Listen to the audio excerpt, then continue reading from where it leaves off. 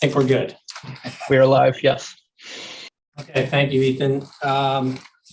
Welcome to the May 25th Select Board joint meeting with the Select Board, Finance Committee, and Capital Improvement Committee. The Select Board is coming to you from the police station community room.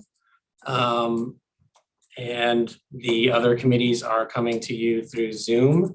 I'll call the Select Board meeting to order, and I want to welcome Tim Dorsey of the Finance Committee to do the same for his committee. Call the Finance Committee meeting to order as well. Thank you. And Rich Raymond from the Capital Improvement Committee. And Rich Raymond, like to call the Capital Improvement Committee to order as well. Okay, thanks, Rich. And we heard you on that one, but we are having trouble hearing you. I think because we are in person and there is a flag in the room, maybe we'll do a Pledge of Allegiance to start the meeting here in the police station. So pledge allegiance to the flag of the United States of America, to the republic for which it stands, one nation, under God, indivisible, with liberty and justice for all. Great. Before we get started, and I apologize to do this in a joint meeting, but I feel obligated in this public meeting, even though we're not in our usual space, to acknowledge the mass shooting in Uvalde, Texas yesterday at an elementary school.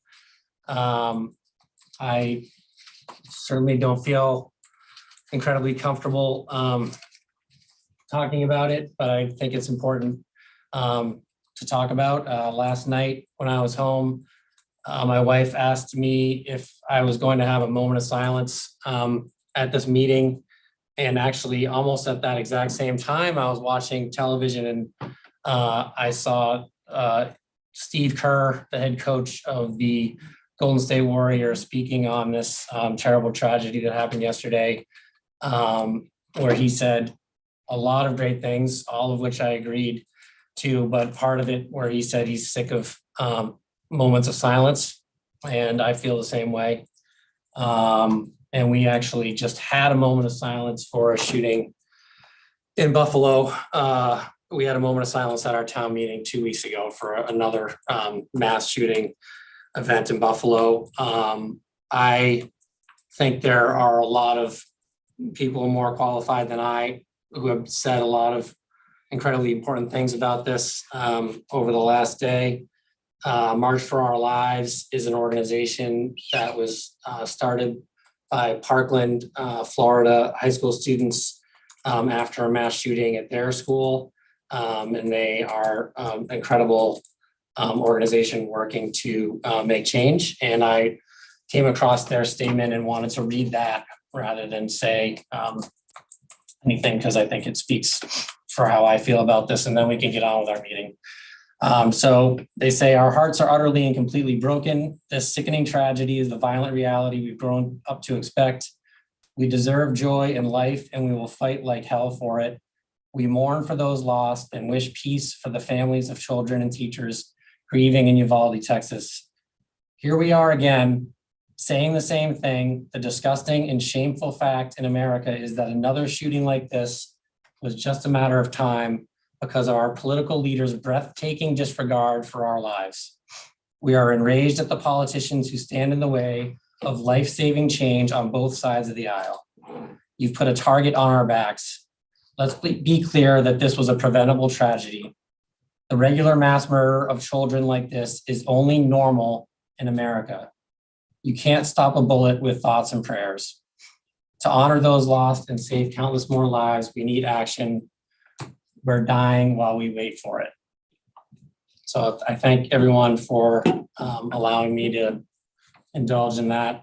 And with that, I think we can start our regular meeting.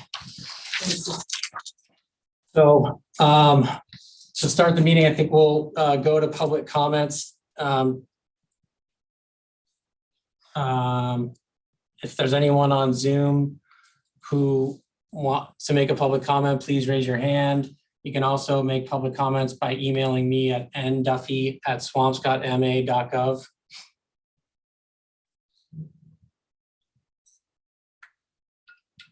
Okay, not seeing any.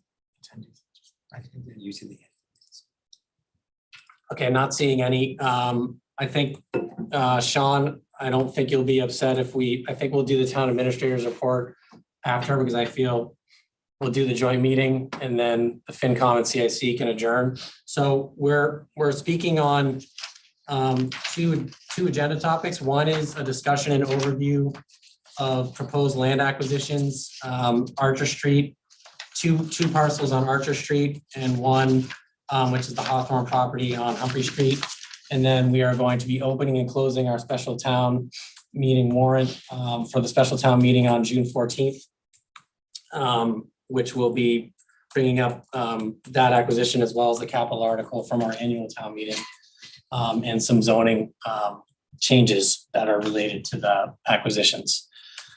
So the reason we have the Finance Committee and Capital Improvement Committee here is because we are going to be discussing these acquisitions and provide an overview similar to what we provided at our meeting last week, but also we'll be providing an overview and introduction to the financial details as they are today to the Finance Committee and CIC, and this will be the beginning of the discussions over the coming weeks. And each committee will then be deliberating on these details up until town meeting. So I think with that, I think maybe I'll be passing it to Peter to provide just a quick overview similar to what he provided last week on these acquisitions. Diane, did you put my presentation on the, Yeah, I thought Angela had. Angelica. it's not there. Let me just, You put the flash drive back into the TV and then right click to explore. Okay, hold on. Bear with us here. Is it on the flash drive? I don't know. Did you put it on the flash drive? Yeah. Neil, do you have the flash drive? No, it's the No, flash should drive. be I'm on asking there Diane if somewhere. she put it on Yeah. the flash drive. It's not gonna be down below there. Yeah, Diane. Where is Yeah, Diane, just take the flash drive and see if you can put it back on it. And Which one are you the looking open for? space? It's the open space one, right, Peter? I think, yeah, and I think it Yeah. says, maybe it says Spellios, I'm not sure. Give us 1 minute, sorry about Just this. give us 1 minute, please, everyone.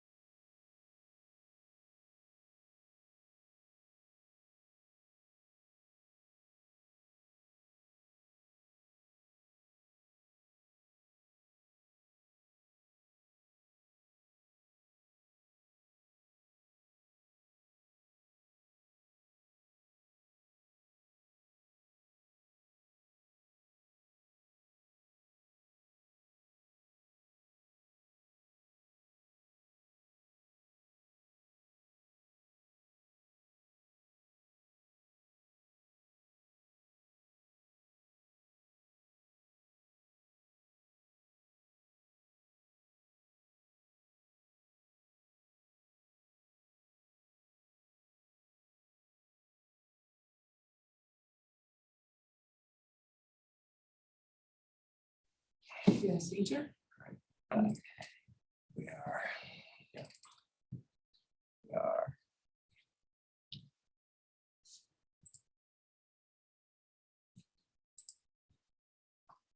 All right, sorry about that. We're gonna go through really fast in this because if you, we actually went through this last week at our select board meeting.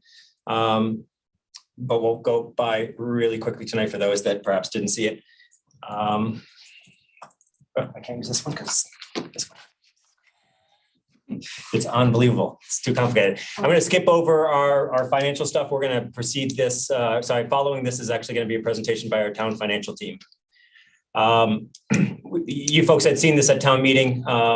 Perhaps now is a more closer look. This is a GIS map that shows you in red the remaining developable, buildable lots in Swampscott. Constitutes roughly 19 acres in total in Swampscott.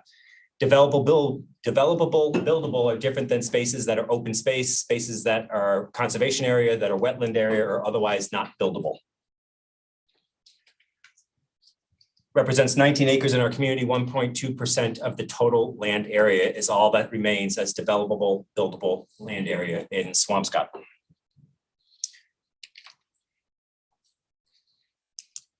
The select board has proposed the acquisition of 3 parcels of land. The first 2 being off of A.Archer Road near the Swampscott Lynn line off of Foster Road. These 2 parcels together equal about 9.5 acres, which is 50% of the remaining undevelopable buildable land.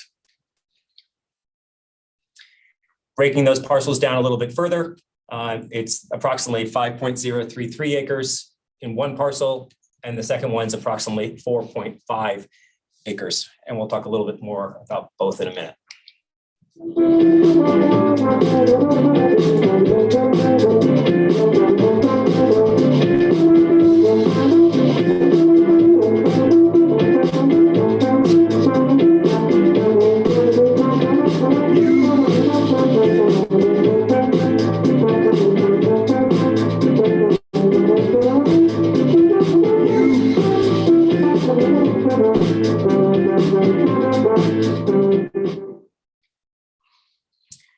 The first parcel is 5.033 acres. It is currently owned by a individual in a trust. The town of Swampscott has over the last in the near past has negotiated a purchase and sale agreement with the family that owns this property to purchase it. That purchase, there's a slide with a summary coming up, and I'll be able to give you more details on the details for that. There it is. Look at that. It's almost like I did this.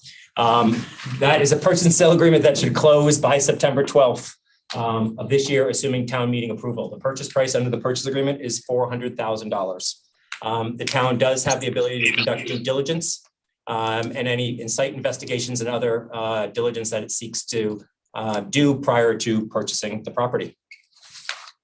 The second property is approximately 4.5 acre parcel. This is a parcel of property that shows on our GIS and shows on our assessors map as having been subdivided with paper streets.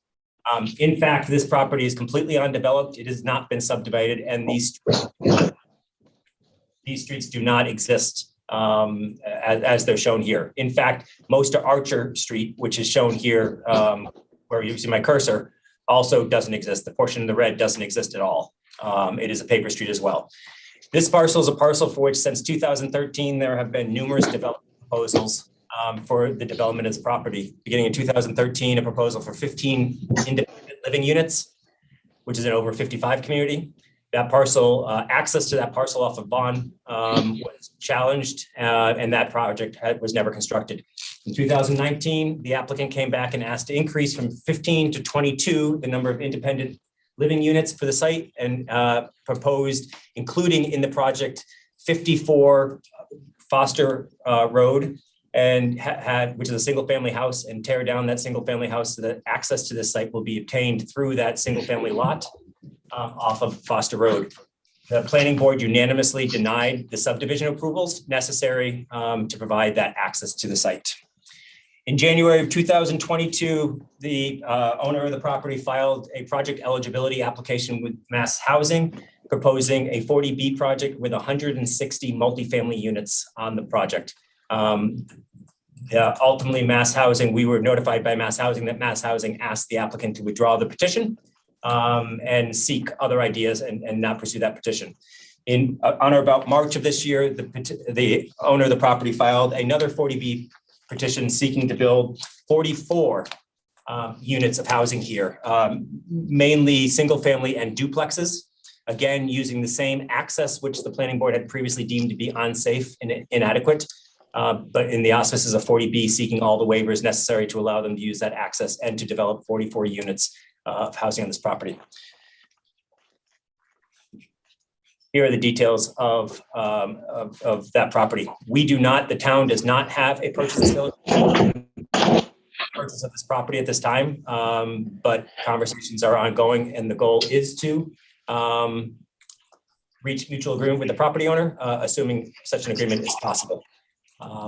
Neil made at our last meeting, Neil Duffy made a really good point, and something that it's really important for people to understand is that our conversations about open space and our conversation about these parcels predate any filing of the 40B applications in early 2022.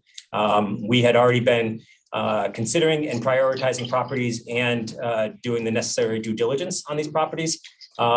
Certainly the filing of 40B applications makes it more real and palpable to those neighbors who would have to live through what I think would be unprecedented disruption in their neighborhood. So it's certainly something that we're cognizant of, but the decision and the focus on open space here predates those 40B applications. The third parcel of land is known as Hawthorne by the Sea. This is an excerpt from the assessor's map.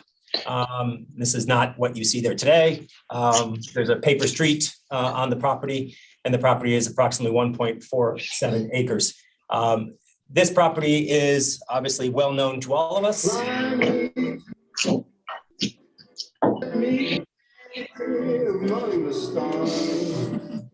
Let me see what spring is like on a Jupiter. Let rain fall, let rain fall, let rain fall, let rain fall, let rain fall, let rain fall, let rain fall.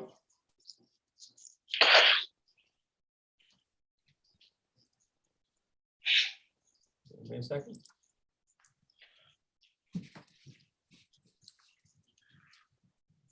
This property, the town of Swampscott has an agreement in place to purchase this property for a purchase price of $7 million with a deposit of $100,000.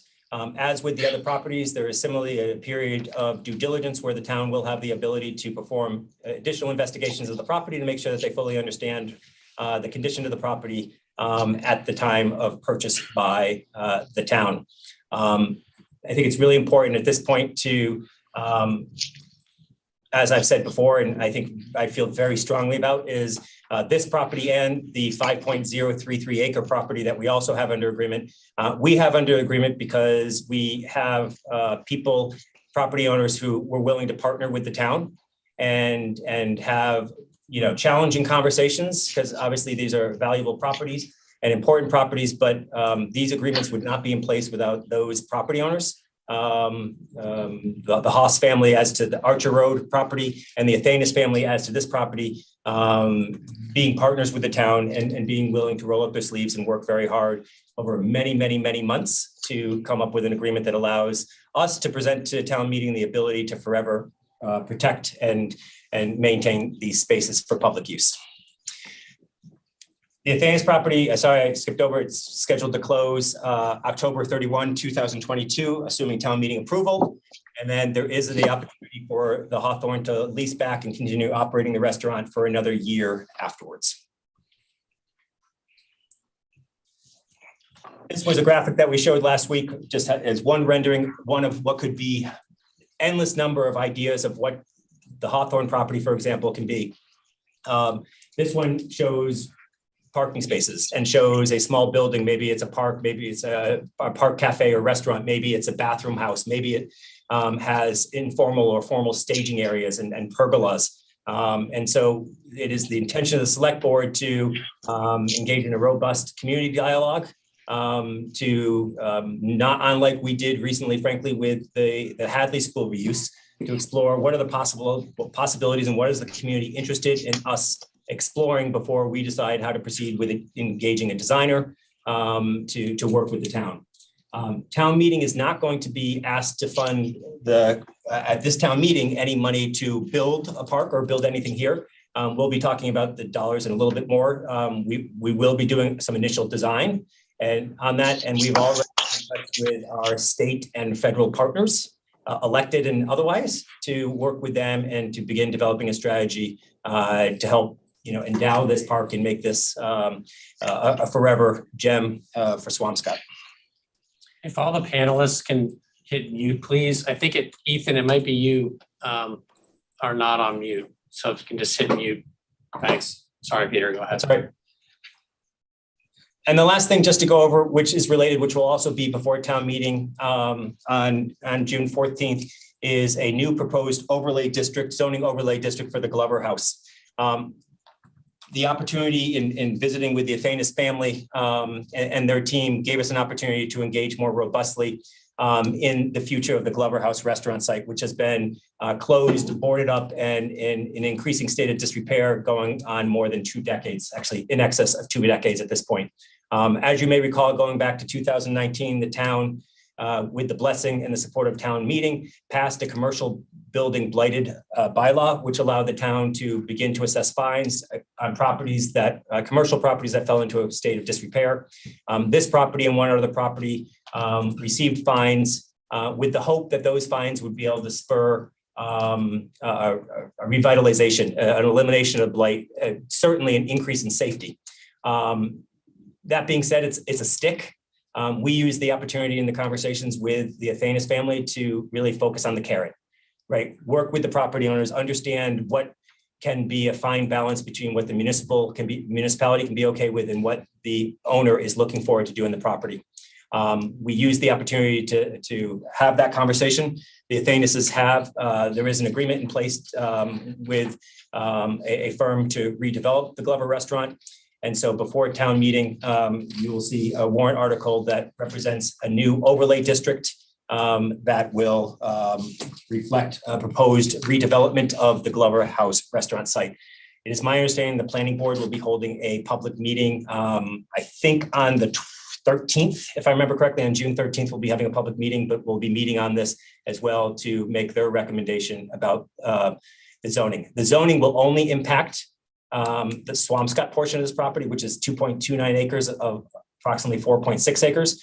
Marblehead and Salem have different zoning. It's for the applicant, the property owner, to work with those communities, but they are confident that they have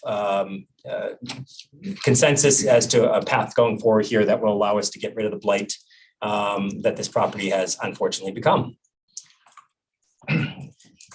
Very quick synopsis of what that zoning is. Tonight's not really about zoning, but just to give you a sense, there's actually there will be 3 ways in which this property is zoned.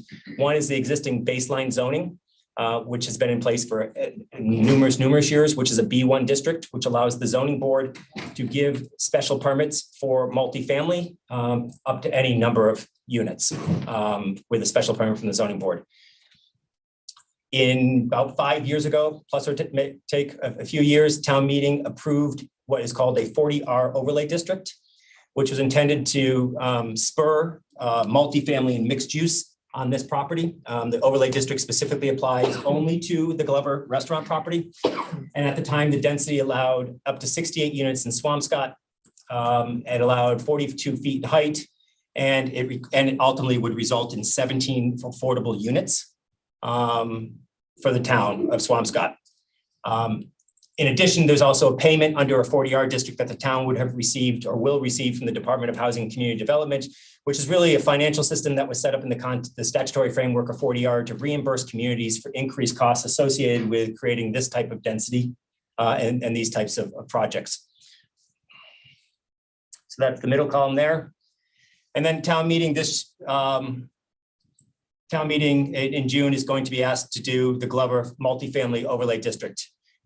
which will increase the total number of units to 96 units, which will allow for 50 feet in height. Please, the 5 stories is actually a mistake. It's 50 feet in height.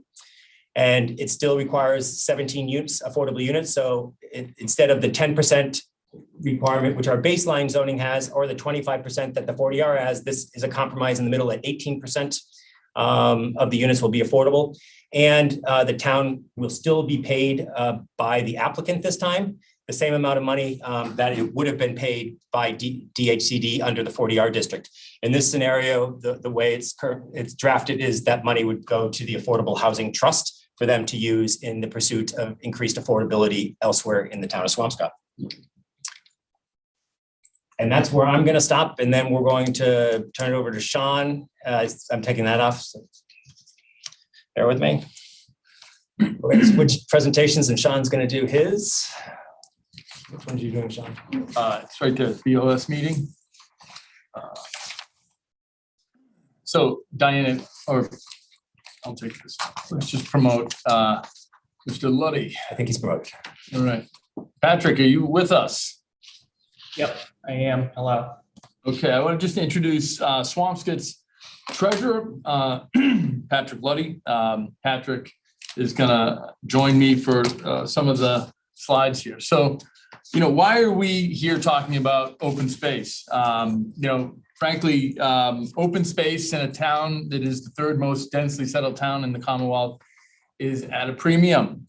We know that open space, especially through the pandemic, is incredibly helpful in terms of giving citizens a chance to really just enjoy the outdoors and enjoy a natural green infrastructure. We see less and less. We live in a suburban footprint of the biggest city in New England, and frankly, Swampscott lost sight of the master plan that would help us, protect neighborhoods and really support a balance for open space.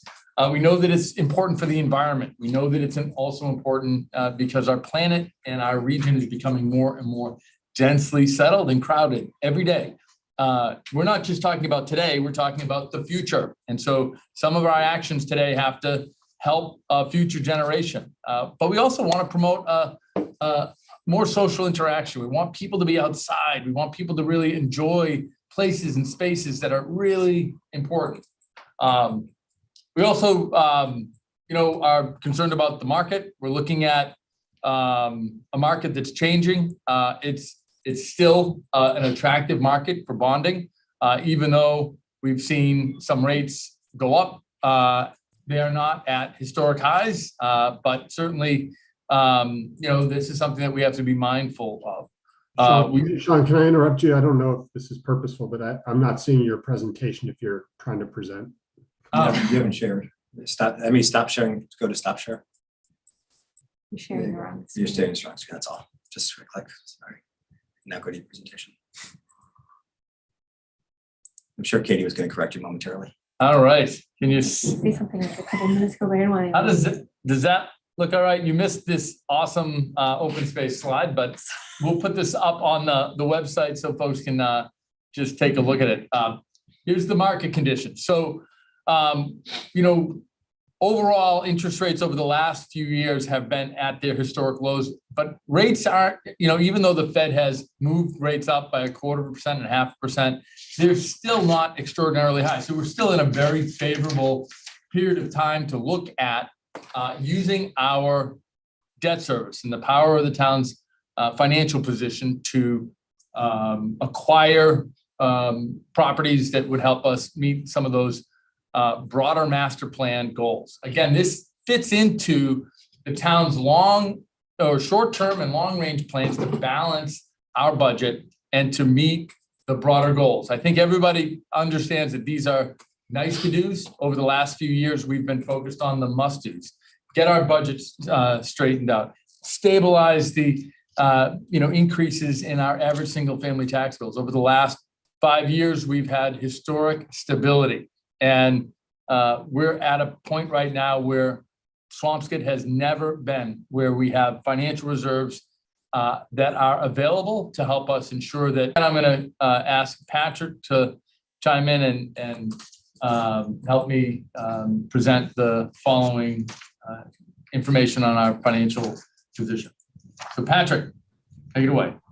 Thanks, Sean. Hi, everyone. It's great to have you all here to talk about this project. This is a big one. So I'm going to highlight the debt profile of the town briefly. We have approximately $88 million of general fund debt outstanding. Our debt limit's $171 million, so we're well below that. And we have a debt service budget in the fiscal 23 budget that was just passed at town meeting of $6.8 million. And I want to highlight our latest bond issue that we did in March of this year, $68 million. We had a lot of conversation about specifically the school project, which represents $60 million of that debt. We got a great rate. We went out to the market. Our credit rating was reaffirmed at AA+, which is a great place to be. And in our conversations with Standard & Poor's, when they do a detailed review of our credit worthiness, they highlighted in their comments the strong local economy we have here in Swampscott, strong management. They commented on the financial policies that the finance committee and the select board have worked on and implemented. And also just overall that we have structural balance in our budget, in our balance sheet, and we have very strong reserves, which continues to work to our benefit as we look at projects of this scope. So next slide. Yeah, I'm just gonna highlight, it's important to just look at the language, very strong management and very strong reserves. The rating agencies don't use very strong for many communities. Swampscott was one of a few communities where they said, look, the work of our finance committee over the last 5 years and the select board and town meeting to really focus on building our financial reserves was extraordinary. And I just want to highlight, it's not simply a strong position. We're in an extraordinary position because of some very difficult conversations, very difficult negotiations and efforts to really, put Swampscott in a very total estimated cost for this project is $8.875 million. And that'll be funded through general fund debt. Next slide, Sean.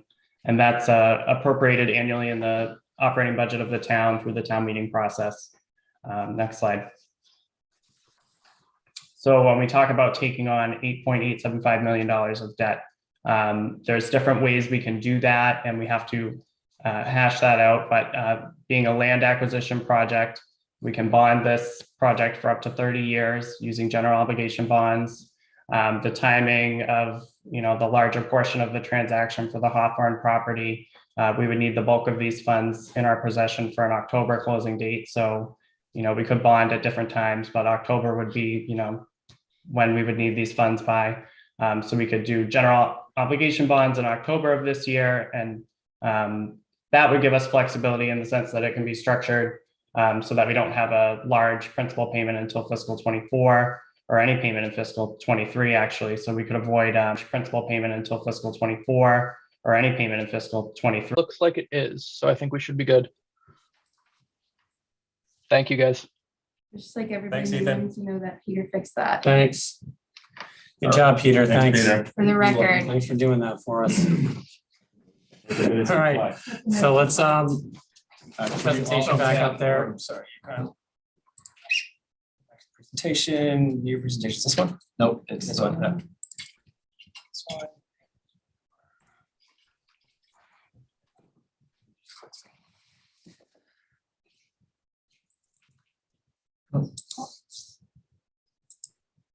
All right, Patrick, you're back talking about our FY23 recommended capital improvement plan.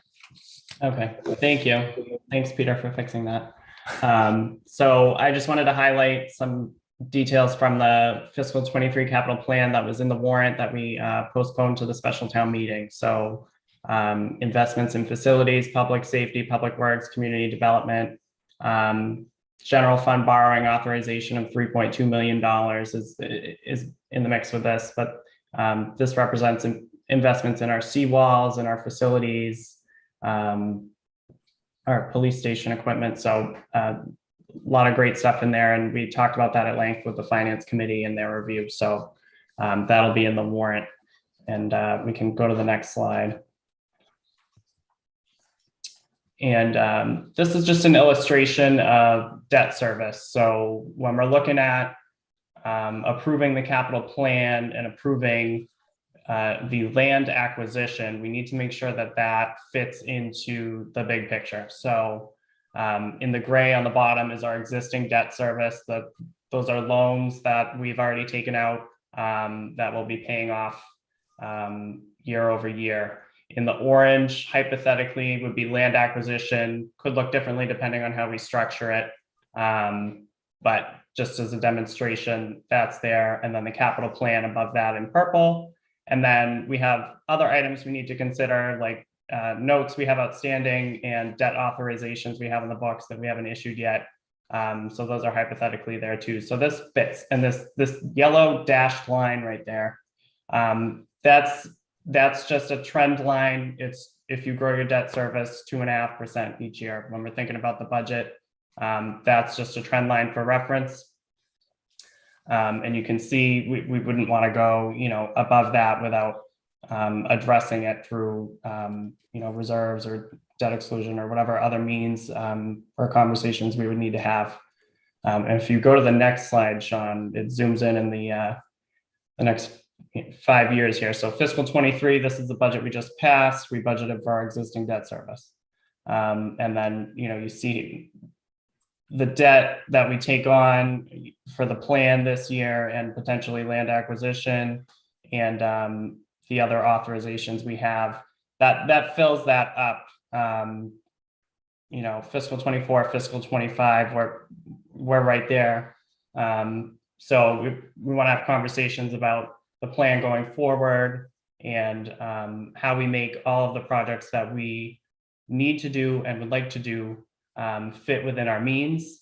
I think we've demonstrated excellent, forecasting and thought in constraint and budget growth. And I think that with a mindset, being mindful of that, of the budget growth and of the tax impacts, as we have been over the last 5 years, is going to help us achieve all of these things that we would like to do and need to do. And we're focusing on balancing the short-term capital plan with the long-term needs of the town. I'm trying to work on a capital plan that's going to, address our needs for the next 10, 20, 30 years. And that's kind of my goal in this role too, always having a mind on the future and replacement schedules and things of that nature. So this is just an illustration for you of how things may fit. And if you want to go to the next slide, I just highlight for you next steps in the process here. Closing and mailing the special town meeting warrant that needs to be done this week. And then we would go to Capital Improvements Committee and Finance Committee meetings to deliberate and hash out the details of these projects, the merits and the financials. And ultimately, we would go to special town meeting vote on June 14th. And then for land acquisition specifically, we'd go through pre-closing due diligence. Ultimately, we'd have closing and financing. And then any use of reserves that we decide on would be voted on in a fall town meeting. That's it. Open it to any questions. Thank you, Patrick. Yep.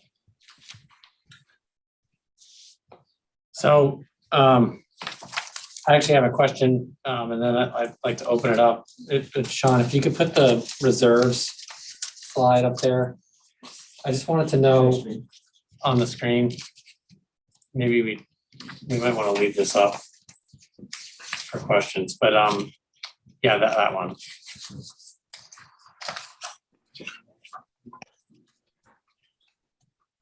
So my question, Patrick and Sean, and you may be able to answer this without seeing it, but on the reserves, it says we're in excess of our guidelines. Can you just tell me for fiscal 22, where does that sit in excess? In terms of for general stabilization capital and OPEB trust, like, can you just remind me of that if you know offhand? Do you? All right. 1 second.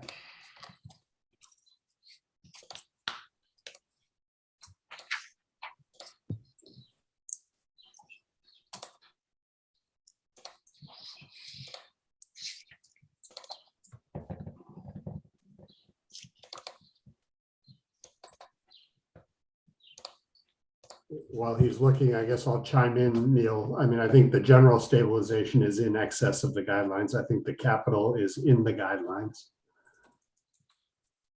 Is within the range. Capital's within the range and general is above the range. Yeah, Not by much. I think we saw it somewhere around 10.9% or something like that.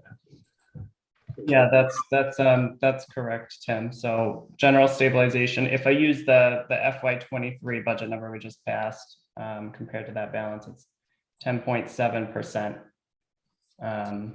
is where we're at, and the guideline is 9 to 10. And then capital stabilization is at 4.9%, and the guideline's 2 to 4%. It is above. It's above as well. No. Yes. And then on the elementary school, how much have we committed? Yeah, thank you. Committed to using from stabilization. Can you remind me of that? Or maybe someone on the finance committee knows that number. Yeah, so I can just comment on that. So the iteration and analysis we did when we made the school decision, I believe it was about $900,000. But we will rerun those numbers because obviously we have the final debt service for that bond, and then values will move. So, ahead of a vote in the fall, there will be a firming up of that number, maybe less. Okay, thanks. Patrick, I have a question. The debt service for the school, we came in higher on the debt service than we had forecasted out? Is that true? Yes, the total interest cost was above slightly, correct. But the amortization of the bond may allow us to use less reserves on a dollar basis, compared to our initial projection. And we can talk more details on that. All right, and you're going to double check, because my understanding was we had committed a pretty extensive amount of reserves to keep the average cost, the average liability to taxpayer down. I think the average cost was going to be what, $323 to the median house? Right. Yep, in that range. Okay. Mm-hmm. And then the cost of this purchase is going to be approximately what to the average house? Did you have that in here? 83? Yeah, my preliminary numbers, and it depends how we ultimately structure it, but Okay. 80 to 110 range, depending on how we do it. And that's without using any reserves, Mary Ellen. So if we have excess reserves, which I think we do, and the town opts to apply those to reduce the tax impact further, then it would be less.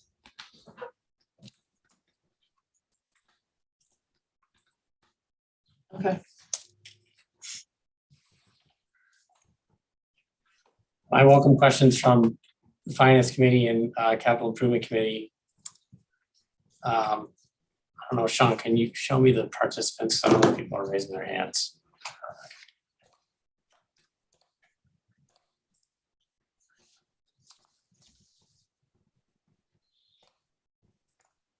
No one. Eric Schneider. Hi, I guess I'll start. I guess this is probably a question for Patrick. I know we talk a lot about how our reserves are within or exceed the guidance from the rating agencies. Do you have similar information on the debt service that we're currently carrying over our revenues, and how this proposed acquisition will impact that ratio? Yes, so we are, I want to say 9 or 10% of revenue is debt service currently. And if you look at that on a gross basis, if we apply reserves, and you look at it on a net basis, it would be less because although reserves are transferred to, current revenue, they're not a revenue source. It's something we already have on the balance sheet. So you can look at it two different ways. But right now on a gross basis, we're between 9 and 10%. What's the guidance from the rating agencies for that? I would need to check that, Eric. And then the debt service that was listed in presentation, is that general fund, like all our general funds, or does it also include the enterprise? Correct. Okay. So land acquisition, this would just be general fund debt service because it doesn't relate to the operation of the water or sewer enterprise. But this, the 6.8 million that were in the presentation, is that general fund debt service, or does it also include the debt service on water, sewer? Oh, I'm sorry. The budget, it's just Yeah. general fund. That's Correct. okay. The 6.8 is just okay. I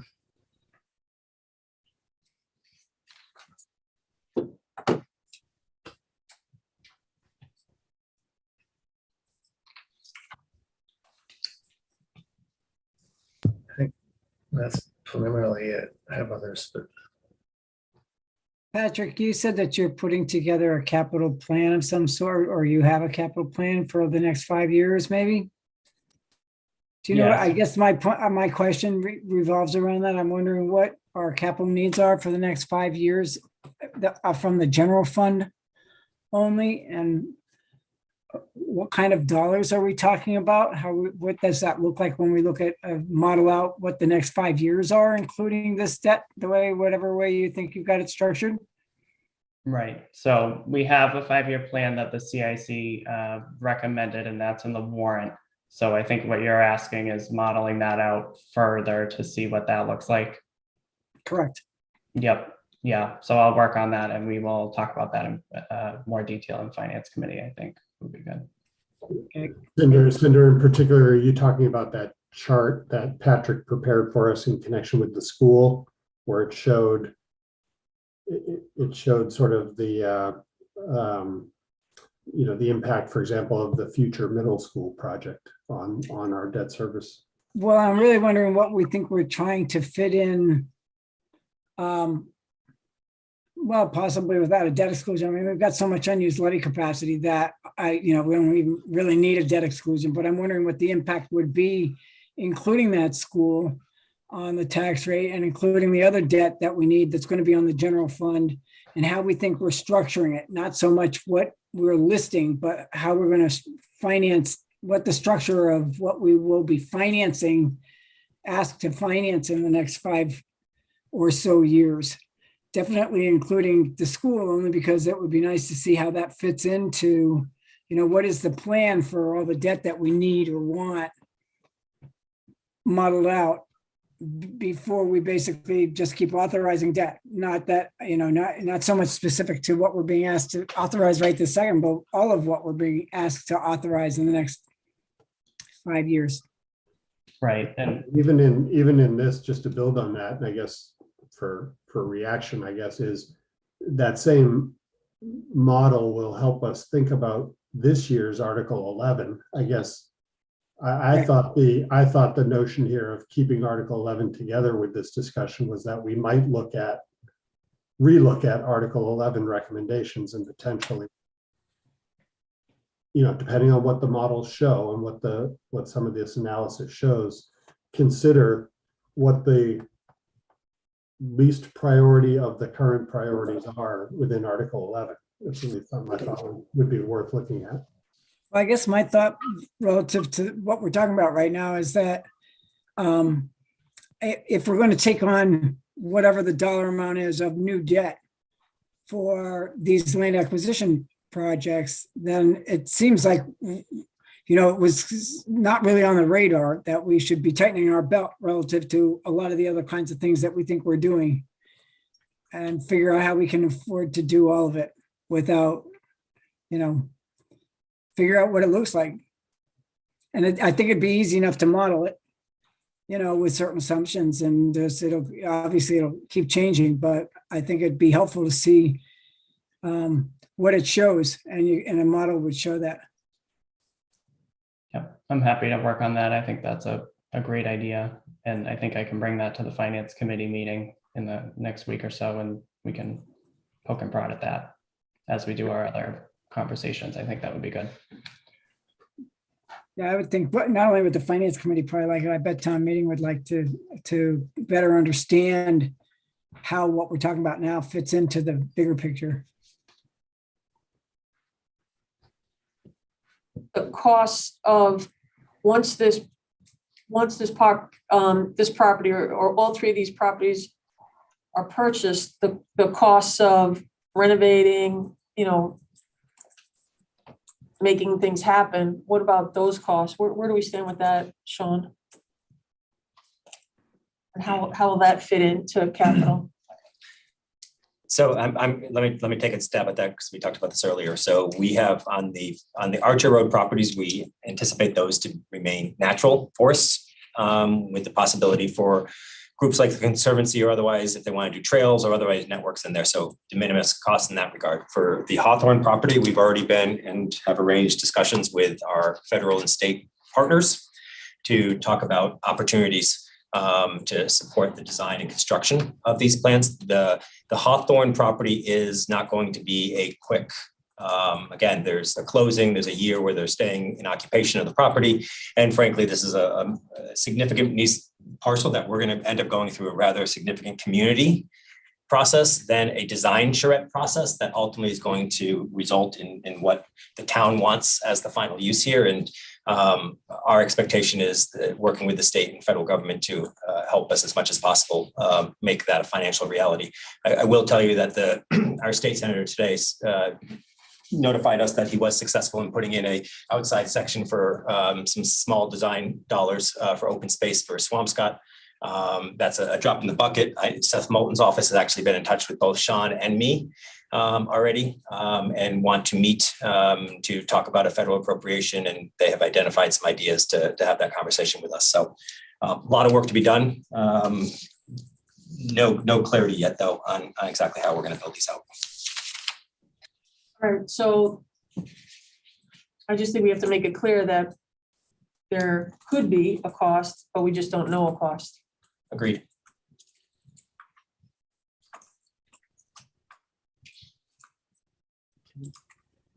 Is there a timeline potential? I mean, I know we have closing in October at the Hawthorne. They get to stay for another year.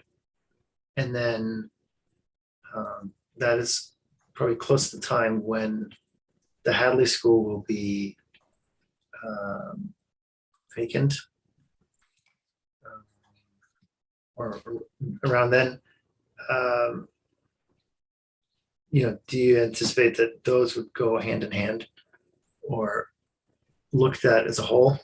And, I think there's going to be costs for the Hadley and then there's this park.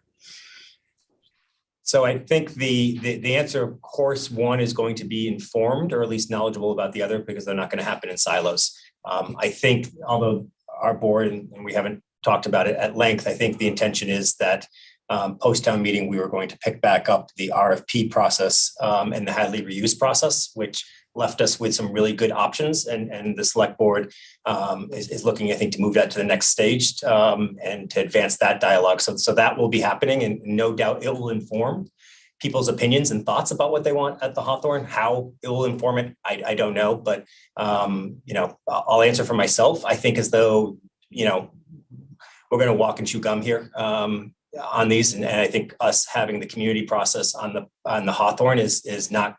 I don't think they're. One has to wait for the other. I think they can happen together, and for us to begin the community dialogue and solicit feedback from the community as to what they want to see, that charrette, and advance that such that by the time we're making some decisions on the Hadley, we have greater clarity as to what the Hawthorne is going to be in the future. But I do think, so look, it's not to our benefit to delay on the community process for the Hawthorne, because it's going to be vacant sooner or later. We don't We're not buying this to have a vacant building. We're not buying it for the O&M responsibilities of a vacant building. So it's to our interest to work quickly. But again, I think this is a monumental enough space that I think us doing something halfway, because speed is the most important thing, or try and do it on the cheap because of money being the most significant concern. They're all relevant concerns, but this is monumental enough space that I think we can all point to spaces like this in other communities that you know by name, because it is the space in those communities. And so we'll work to get it right. But I think we can do them kind of together with Hadley and Hawthorne. Again, just one person's response.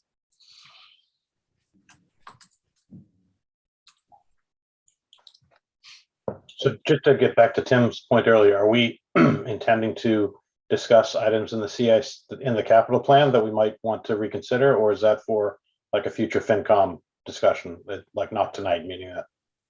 So my understanding is the recommendation's not that there is no decrease in requests for the annual capital items, and that this request is in addition to the capital items. There's actually a couple of modifications which you guys will need to look at anyways in that capital request. I think there's a couple of updates, but from staff, because I asked Sean this specifically, the intention was not to decrease the current capital appropriation request for fiscal year 23. So I would continue to work with Swampscott's department heads and really think critically about maintaining a disciplined focus on capital investments. The town got in quite a bit of a bind for decades by not keeping up with capital investments in facilities, and we've begun to be more disciplined with our annual capital program. We've tried to keep a measured, disciplined focus on our annual request. It fits nicely within the framework of a balanced capital plan. We're doing a lot of must-dos within the capital plan, and to somehow think we should just go back and hack away at a capital plan that we spent months developing because we're looking to make some extraordinary investments in open space that we have prepared for the last 5 years extensively for. We built up the town's financial reserves to be able to dovetail not only the school project, but a wonderful nice to do project that for decades the town has not been able to advance because it just lacked the financial wherewithal. You did not even have $200,000 in reserve levy capacity to acquire a property. So we're now in a position to do that. And I'm just going to say something a little differently. This is not, I'm just going to give my one position. These are not nice to do's, respectfully, in a community as dense as ours. And I'm going to just talk about the Archer neighborhood. This is not a nice to do. This is what we should be doing. And we weren't doing it because we weren't financially prepared. We weren't doing it because we didn't have vision. No one was even putting these on the table. No one was putting these on the table. So it's not that we didn't have the reserves and we all said, oh, we don't have the reserves, we can't do it. No one was even talking about it. And frankly, generations before us didn't talk about it. And that's how we ended up being so significantly where we are. And we've all contributed to it as well. And so I don't think this is a nice to have. I think this is a must have, quite frankly, especially the Archer more than anything. I don't know. I'm not quite sure what Eric said, but I don't think anyone was suggesting that necessarily. I think the question nor was I at least suggesting going back and hacking things up from the capital plan. What I was suggesting was we should look at the debt impacts and see if there is a need to, it's prudent not to just say you can have it all, right? Let's look back. We put more money into paving, for example, this year than was requested. Is that required? No. So I agree. That wasn't I was actually responding to the town administrator who has multiple times called this a nice to have. And I'm just respectfully disagreeing with that statement because I don't think it's a nice to have. And I don't think the reason we didn't do it is because we didn't have reserves. So that's all. I agree with you completely on the capital items, Tim. I just want to comment. Tim sent me a message. So the reserves capital stabilization, I misstated earlier. I said we were at 4.9% of our benchmark, but we were at 2.54%. And I just wanted to clarify that point for the record. Thank you. 2.54.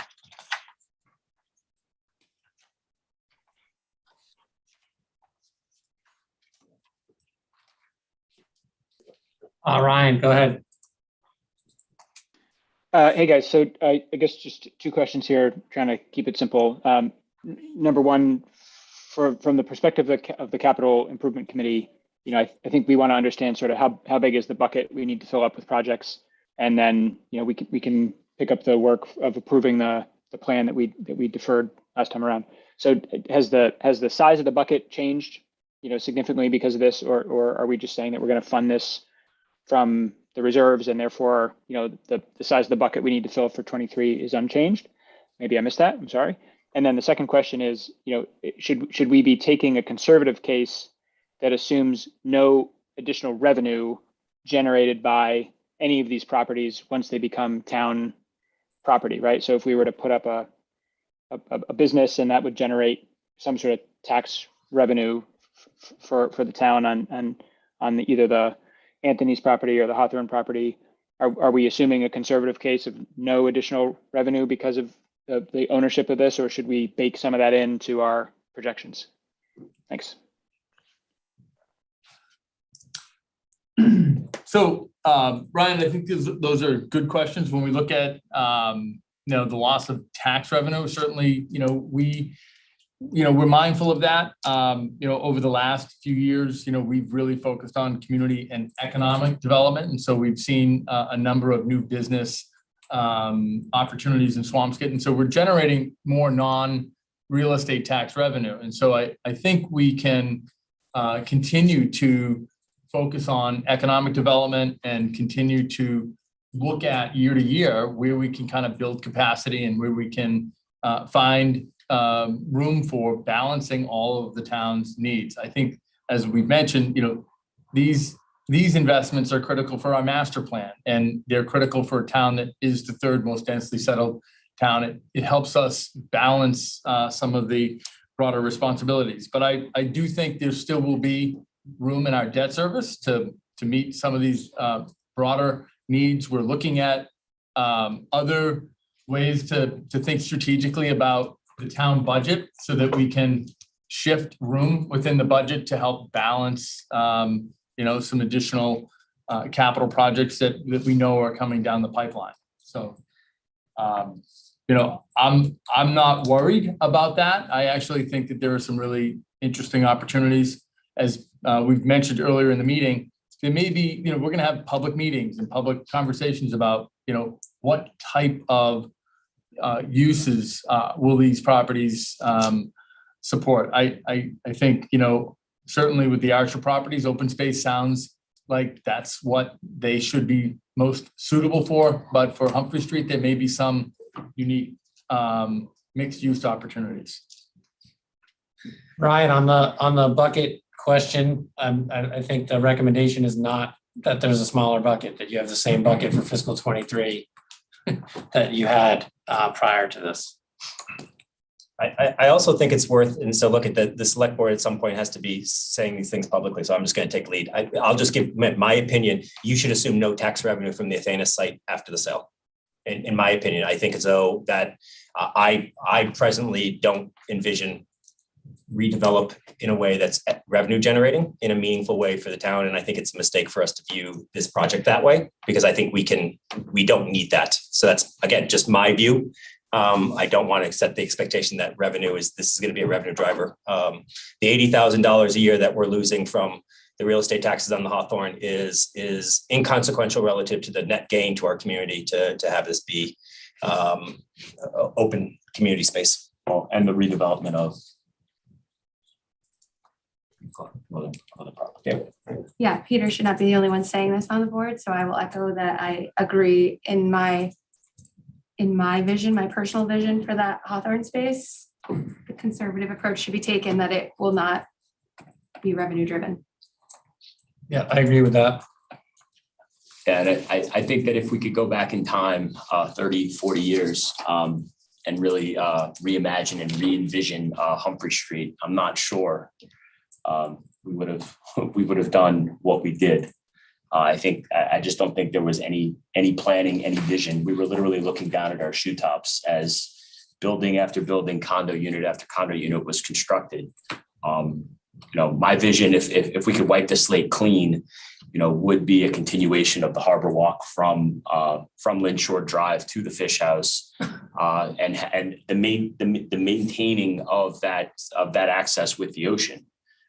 We obviously didn't do that, and this transformative acquisition of property is not going to change that, but it can certainly help to remedy those mistakes of the past as we look forward to the future. I'd like to make a statement about that. I mean, full disclosure, I live in one of those condos, but those condos are completely forgotten in terms of what revenue they produce for the town. Do you have an estimate of what all the condos on that side of the street on Humphrey Street generate in a single year in terms of property tax revenue for the town? Could someone from the administration figure out what that number is? Because I'd really like to know it without having to add up the dozens of condo units to figure out what it produces, because it's well in excess of anything that the Hawthorne was producing, well in excess of that. Do you have a number, Peter, for what's produced by all of how many units are there? There's probably 60. I'm sure Patrick can get that. Cinder, I'm just interested as to, I don't think if you heard David's comments as saying that the condos are the antithesis of what, I think what he's saying is in terms of community building and community spaces, we gave up a lot of access to the oceanfront over the years by allowing development without maintaining public access. And I think David was saying if we could wind back time, he would like to fix that, but we can't do that, but we can certainly make sure we get the Hawthorne site right. Well, I'm not arguing about the Hawthorne site, but I keep hearing about how awful the condos are. And I think they produce a lot more money for the town than the commercial side of the street does for the town. When we talk about a balancing act, I think that we need to consider that. I think on a dollar to dollar basis, I think everybody will concede that point. On a dollar to dollar basis, I believe David's speaking about something that transcends economics, and it's about community and how we decided to build out our coastline is all he was talking about. But on dollars to dollars, you're correct. No, I understand, but I think it's important that we understand what the dollars are there, and that what the dollars are from all the other kind of development and growth that we've allowed to take place in town, which has generated all the reserve position that makes it so that we've got the kind of flexibility to do things like consider the acquisition of the properties at this point. So I think, I for one would like to understand what the property tax revenue is from that entire length of condos that the town enjoys from that. It's quite a bit. And I'm not arguing with you if we could go back 100 years, but we're not there. So I do have a different opinion than some of my friends here on the select board. I would like to hear what the finance committee has to say after they deliberate. I'm not completely sold on 100% on park space down there. I'm not sold on 50% park space, but what I am sold on is having an open discussion with the financial committees about what is in the best interest of that space, and to really evaluate what the potential income could have been and what we're going to lose, so that there's an open dialogue and that the community is involved in an open dialogue. I personally do like the idea of having open space, but I do want to hear what people have to say. I mean, we do have to look and see what the loss of income is going to be, so everybody knows what they're getting into. And I also want to see part of that property to have restaurant, small boutique. I mean, I'm not talking about the whole property, but for my personal side, to have something there that we could sit and enjoy. I just want to see. Rich Raymond. Have your hand up? Yes. And that's me, David Brodsky, under Rich. Hey, so keying in with what Mary Ellen just said, I just want to understand. So the decision that this ought to be largely open space. Now, Sean, you just mentioned possibly partial use, but it seems like the bias is towards having it largely just open space. How was that initial determination arrived upon? So, David, I think the answer is that, again, we did welcome 2 new select board members during this process, so I can't speak for those 2. They're going to need to speak for themselves. The prior select board, the majority of these negotiations happened prior to this last election. Let me just say this way, all the negotiations happened prior to this last election. And so that board was unanimous in open space being the chief motivating goal here. The goal on Hawthorne was not trying to oppose an apocalypse of a development, right? I mean, we can go analyze anything that any member wants to analyze. You guys tell us what the development scenario is. Is it 50 condos? Is it 100 condos? Is it 125 condos? Is it 50,000 square feet of commercial space? Whatever people want us to analyze as your best case or worst case scenario for Humphrey, we can do that, right? That though wasn't the driver for us. The driver for us was the significance, and to David and Neil, if I don't say it correctly, like change it, correct me on this, but I think it was the monumental importance of this site, what would clearly be 5 to 10 years of political uncertainty about the future of the site as it went through a permitting process, appeals process, and everything that would come with it, and the town's inability to effectuate control at the end of the day, because the town has proven, as other towns have been able to, that in the 40B context, we don't win. And so it's not about affordable housing or not affordable housing. It was really about saying, let's control our destiny here. And there are other ways for us to get revenue. We didn't feel like revenue was the chief driver here. And this is a monumental open space piece for us, and we had the opportunity to do that. So at the end of the day, it gets decided by two ways, right? The town meeting is going to have their say because they are the ultimate authority in terms of it. The select board and FinCom has a recommendation, CIC has a recommendation. The select board, within the parameters of what town meeting approves, is the ultimate decider, right? And we'll make that decision. But as I've said, I think there's a pretty exhaustive community process still to come here. As to where that will land, we've expressed our opinions. If the community comes back and says they want development on this property, then I guess we're going to have a serious conversation about what development looks like, because I don't know about the rest of you, but I remember the Temple well enough to know that we shouldn't be in the development business. And I am in the development business, and I don't want us to be in the development business. So we can have that conversation, but I think that the prior select board was was absolutely unanimous in this regard. But again, to Katie and Mary Ellen, I don't want to speak for them. Okay, thank you. Can the real Rich Raymond ask a question? Is that you, Rich? It is me. So knowing that there's a timeline to get this on the warrant, does the warrant have to reflect the actual vision and build, or is it just the purchase? So the warrant language that we're going to be looking at tonight, again, their floor motions can change anything, right? So just what's going to be printed includes language that says the acquisition of to acquire by purchase, gift, eminent domain, or fee simple interest the following properties. And then it says for general municipal purposes, including but not limited to open space, conservation, and active recreational purposes, and constructing, maintaining, operating, repairing, replacing improvements, and leasing all or portions thereon. So it is a rather broad, certainly focuses on open space. It has been drafted because we're not going to have our final answer. We are cognizant about Article 97 and the constitutional constraints that when a town does dedicate something to open space, that we will then need to go to the legislature for approval to change that. And so prior to us going through a community process, though, we don't think it's prudent to ask the taxpayers of Swampscott to fund this property, then all of a sudden relinquish control to Beacon Hill. So I think we have to go through a process and then ultimately put the restrictions on the property that the community decides they want to put on the property, not unlike we did for the Hadley School. As you may recall, we haven't finished that process, but we did go through enough of a community process where we have recommendations for the future of Hadley, one of which was it does not include market rate housing, and town meeting supported the select board putting a restriction on the property prohibiting market rate housing. And the select board did do that the first meeting after it was approved by town meeting. So that deed restriction was put, for example, on that property. Yeah, I was just going to suggest that. Okay, so we're good. Thank you.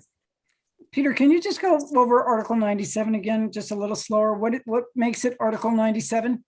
Article 97 of the Constitution, and I'm sure I'm going to do a poor job of it, Cinder, but in essence, when a community dedicates land to open space purposes, in order to remove it from open space purposes, the town has to go back to the legislature and seek the legislature through home rule petition approval to do so. So for example, I think the last time we did this was for Jackson Park and the high school.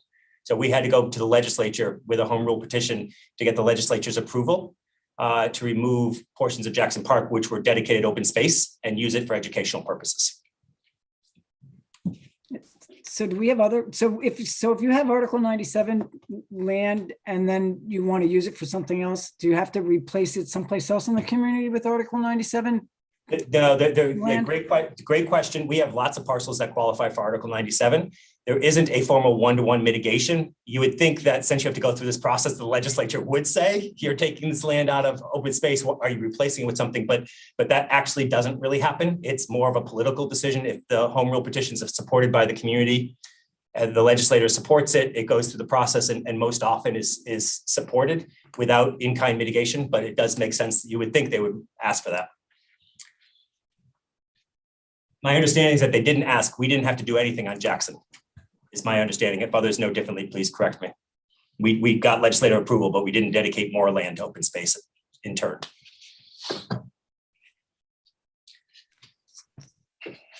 So, and I'm sorry, you're talking, so is the article right now, the motion is going to read so that it can only be open space? What it says for here is for general municipal purposes, including but not limited to open space conservation, active recreation purposes is, I think, the operative language at the moment. So would it allow a small little restaurant like you picture on the, like you have on the picture? It could be read that way. Yes, I assume it could be. Again, so we're tonight, we're going to, I think, because of timing for June 14th, open and close a warrant. But we're going to use the next 2.5 weeks with you all and the community to work on what ultimately will be the motion language and what we'll hope for you guys to be supporting and make a recommendation with. Thank you. Can we talk back again about the capital projects? So if you open and close the warrant with the amounts currently in there, as we had voted on before the last town meeting, if you close the warrant, does that preclude us from changing any of those amounts before town meeting? Nope, you can, again, your floor motion will dictate what numbers you want to bring to town meeting floor. So you guys will have the ability to have your floor motion read whatever your final recommendation is.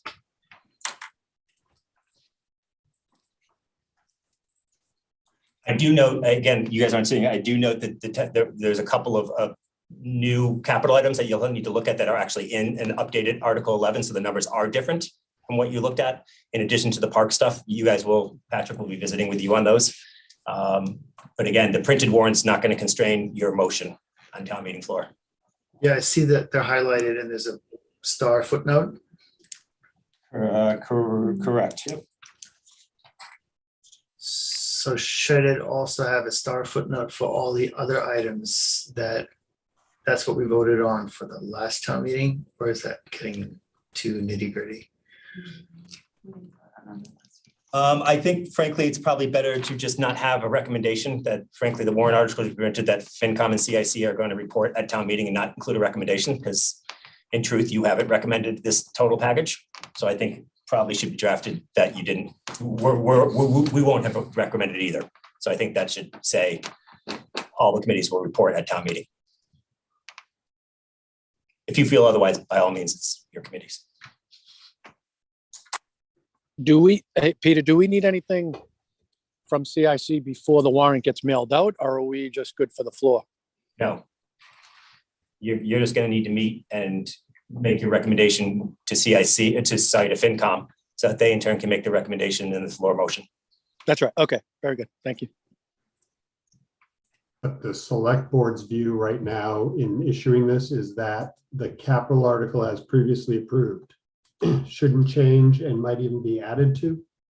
Yeah, so the warrant that I think was sent to you, Eric, sounds like Eric's looking at it, so I think he's gotten it since we started this, includes 2 additional capital requests in that. We haven't discussed those 2 items. Yeah, we haven't discussed them either, right? So they're put there by the town administrator. In terms of opening and closing the warrant, Tim, I don't expect us to be removing much tonight so that it gives us all the option to report on at a town meeting. Does that make sense? Yeah, I just want to make sure I understood the sort of the bucket isn't changing comment because. Wasn't the capital article indefinitely postponed? So we didn't really make our motion to approve it yet. We never got a chance to make a motion to approve it. No, I think you actually recommended passage, didn't you? You recommended you were going to recommend passage that night, correct? And you didn't. That's We correct. would have, but then we were asked to indefinitely postpone it, so we never did. Correct. So we've never really done that yet. Well, you've certainly not said it publicly. Right, yes. Well, So if you but this changed, so I think it sort of begs reconsideration. Right, yep. So I think the comment to this article, which is now going to be read as Article 3, the capital article is now Article 3 for the special town meeting, is going to just say the Finance Committee will report on this article at town meeting. Does that feel good for you guys? Sure. Haven't had a chance to talk about it.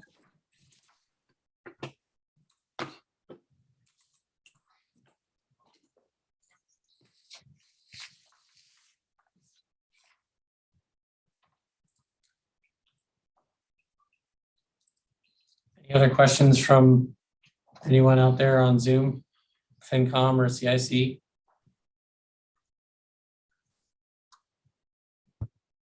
No, I have one question, Sean. When I was campaigning, I actually knocked on a couple doors and two individuals, Deborah Harris of Lincoln House Point actually was the first one who said, she asked about the possibility of ever having a land trust so that they could donate money in the future to someday buy Hawthorne. So I think she was foreseeing something, but is there any possibility that we could have a land trust in case, but is that something that would have to be set out separate other than the town, or is that something the town could do?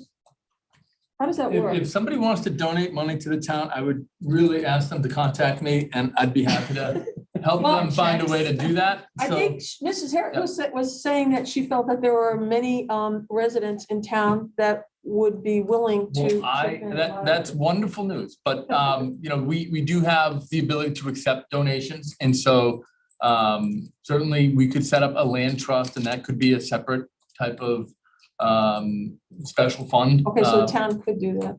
The town can. We can figure out how to identify a special fund that can accept donations. So I'll knock on Deborah Harris's door tomorrow morning. That's great. Take out a checkbook. Maybe she's listening. I was remiss earlier, I think I mentioned it last week, there is a resident who is actually adjacent to the 5.033 acre parcel. There is a resident that is actually in the process of donating 10,000 square feet to the town, which is contiguous to the land that we have under agreement. And so there is a donation as well that's happening. So it seems like we're actually naturally segueing into a discussion of the warrant. So I suggest that maybe we do that. FinCom and CIC can certainly stay in the meeting for that conversation, but you can also adjourn your meetings if you want to. So I leave it to you before we start talking about the warrant. So that's a sense of the finance committee as a preference. I'm probably gonna drop Tim personally. Okay, well, and so just so we're all clear, if we adjourn the meeting, but a couple of us stay, as long as we don't have a quorum, I think we're okay. Does that sound right? Yeah. You can stay, you just can't talk. Yeah, you can't deliberate. It's a perfect scenario. I'm gonna drop two, Tim. Okay, then can I get a motion from the finance committee then for our meeting? So moved. For adjournment, okay. Let's see, Cinder, I Eric Hartman. Aye. Joan, you made the motion, I think. I can't, Naomi. Oh, Naomi made the motion. Joan? Aye. Eric Snyder? Aye. Matt? Aye. And I'm an aye as well. Night, Thank you. Thanks. Thank you. Thank you. Okay, Rich, same for you with CIC. Yeah, so also CIC, it looks like we're gonna pull a meeting together on June 9th. We'll send out the particular probably tomorrow or so. Pat, I'll follow up with you about scheduling that. Okay. But for tonight's purposes, call it the meeting tonight. And Dave? Rich, just quickly, can I jump in for a quick second? We're going to be meeting before that. Be probably helpful and welcome to have a liaison if that made sense. That'd be great if you want to just send me the time, and I'll send it to our group, but I'll probably most likely try to be there as well. Okay, great. Sorry. Okay, so I'm an aye for tonight. Dave? Aye. Kelly? She's not on. Oh, sorry. And Ryan? Yep, I agree. Awesome. All right, guys. Everyone have a great night. Thank you. Thank you. All right, so warrant for a special town meeting on June 14th. I think the first order of business, we have to open the warrant. So do I have a motion to open the warrant for the June 14th special town meeting at Swampscott High School starting at 7 o'clock? So moved. Is there a second? Second. All those in favor? Aye. Aye. Okay, great. So why don't we, our goal here is to close the warrant. We're not necessarily making any motions for favorable action, but we certainly can if you choose to. There's 3 articles on here. Let's just start with Article 1 and work our way through.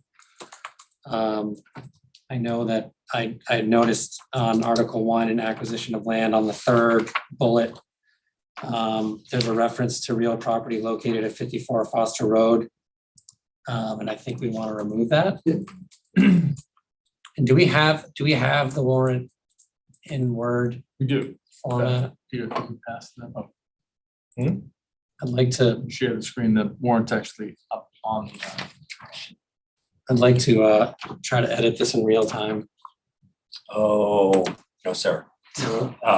Yeah, let's just put 2 of us in charge of proofreading afterwards, as opposed to having someone typing live right now. It just, Okay. that's how sentences inadvertently get deleted. Okay. So I'm happy to review it with you, Okay. and we'll just give the okay to staff that we're good with it. Once Sure. we go these changes, if that's okay. That's fine. I think it's just Yeah. I better. just want to make sure we. Nope, I'm with you. So that's one change that I wanted to make. So it would read, on that 3rd bullet point, inclusive assessor's tax map 7-250 through 7-255 inclusive. And then it would just say which in total contains 4.5 acres, more or less. Does that make sense, everybody?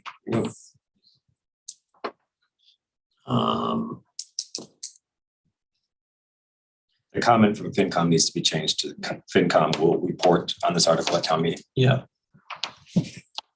And we'll keep ours as reporting on it as well, correct? Yes. The floor motion will include the final amount. As you know, so there's no amount. Does anyone have anything else on Article 1?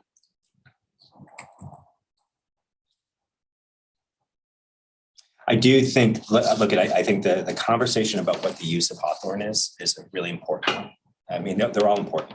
And so I don't want to diminish it, and I don't want to diminish the community dialogue of this, but I do think it's important that, and I appreciate what people said tonight, is that we send,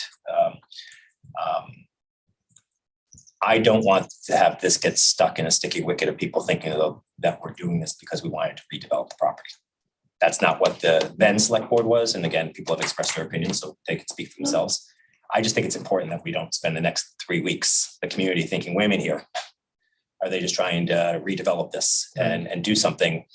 If the community ultimately wants to go that route and that is clear, then that's something different, right? But I think this warrant language here anyways, and the floor motion may change, right? Based on conversations with FinCom, this language here, I think limits it to municipal purposes for now, which then at least it's not totally restrictive, but I think makes clear, and I think our statements should make clear that we're primarily, if not extensively, motivated by open space purposes and community purposes. So that's.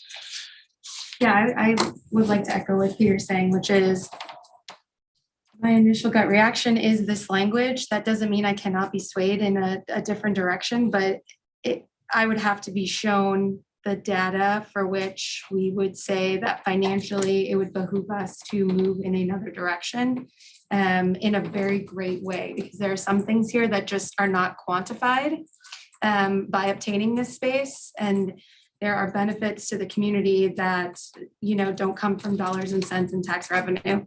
And for me, those points are worth more than a lot of other things, but I'm also practical. So if you can show me those other things, I'm not saying it can't be something else. I am just saying the value is really high for me in those other departments.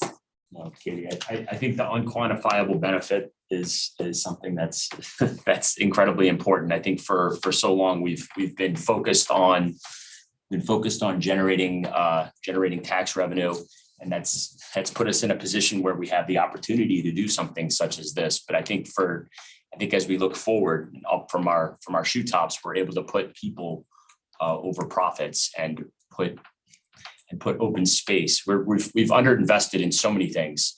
But we've really underinvested in open space, and we've had opportunities to acquire open space, and we haven't.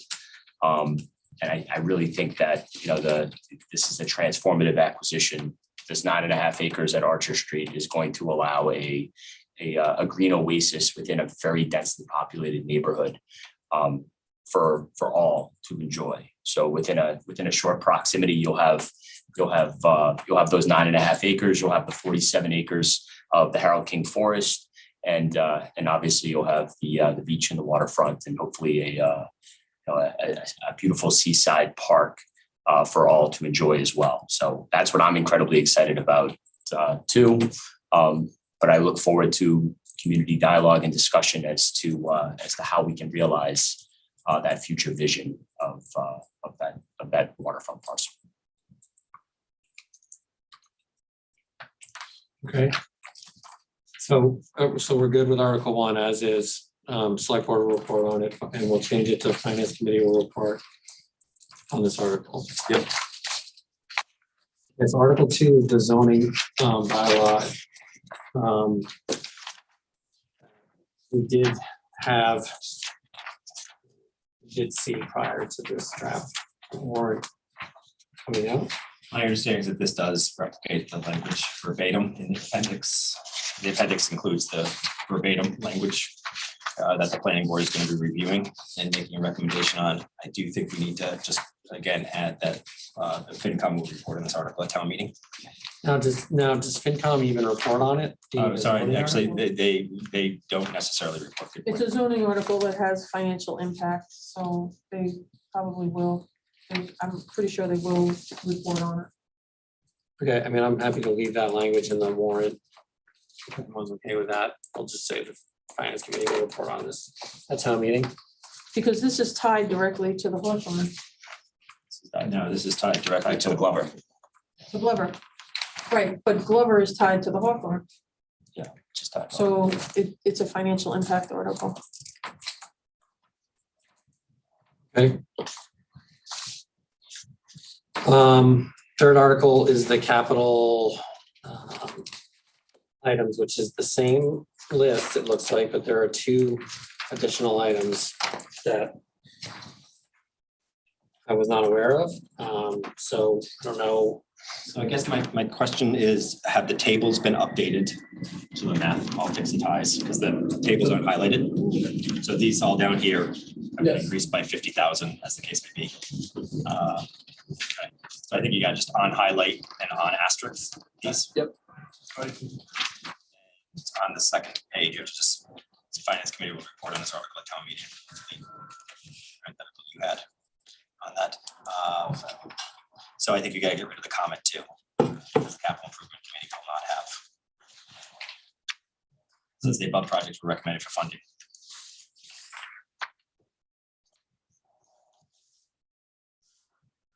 We're gonna have to sort of just delete the comment. It'll be CIC will report and the Finance Committee will report. Yep.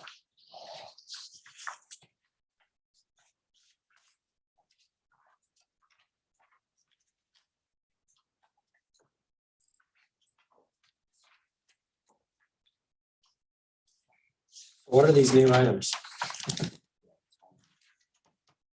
So we have a Metco program that exists at the high school. It came to my attention that there are opportunities for us to really improve that facility and really make investments that would ensure that, we are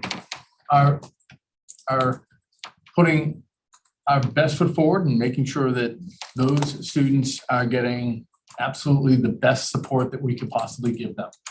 This is an important part of our values, and certainly I would not want one student that comes to this community from a great distance not to think that they would not be prioritized. And frankly, I wish if I had known about this sooner, I would have certainly included it in my initial recommendation, but it's not too late. And I think following that same vein, recently I've been in touch with both our veterans agent, but also Patrick Burke, one of our veterans, and they have asked me to consider funding for not just telehealth, but some improvements to our VFW that really would help us continue our focus on providing broader services, and whether it's improving areas so that we can have additional veteran services brought in from state agencies or other groups. The facility just needs some improvements, and this gives us a chance, I think, for two of our most important communities to really let them know that they're priorities. Can you just say what a room improvement, like, I hear what you're saying, but what is it? So no, I think she's asking that echo. So the medical program has a dedicated space in the high school, and they've been dislocated from it for other space needs. And so they've been moved around in multiple years. And that's a room where students that get here very early and oftentimes stay here very late to late night spend time. And so it's, I think, the redesigning it, refurbishment of it, so that this is going to be, I think, the second year in a row they've been moved. So I think it's just resetting that and trying to make it a comfortable, safe place for them again. It's giving them back their dedicated space. The move is actually back to their dedicated space, but Making it better. hopefully now permanent dedicated space. Yeah. So, I mean, I think, philosophically, I don't love the idea of adding items onto the capital list at this point on a special town meeting, but I am not so rigid to not want to include these. So and let CIC and FinCom review them. And I think they are priority and low dollar amounts. So I'm okay keeping them on the list if that's, but I open it up to the board to discuss if you want. I agree with you completely. Yeah, I really don't think it's really our choice. I mean, it's on the list. It's on the list. It goes there. It goes there. And if the capital improvement committee wants to do anything they want to this list, they can. Okay.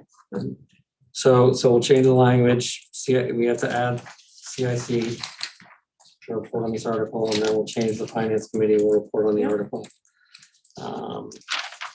And that's it. So everyone's okay with that. So I would make a motion to close this warrant with the changes indicated, subject to, before it being printed, Neil and I will take one more look at it to make sure all these changes are incorporated. Just administratively. Just to make sure we're done. Okay. All those in favor? Aye. Aye. I get a second? Yes, Katie did. seconded it. Okay, great.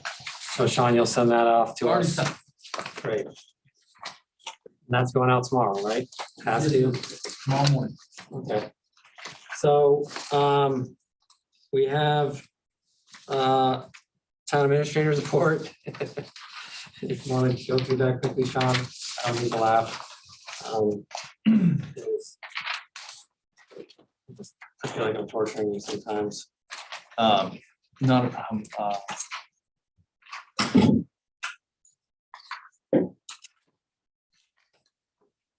So really excited to report that our new HR director and assistant town administrator Pete Kane started this week. His office is located on the second floor in the former conference room, right next to the town administrator's office.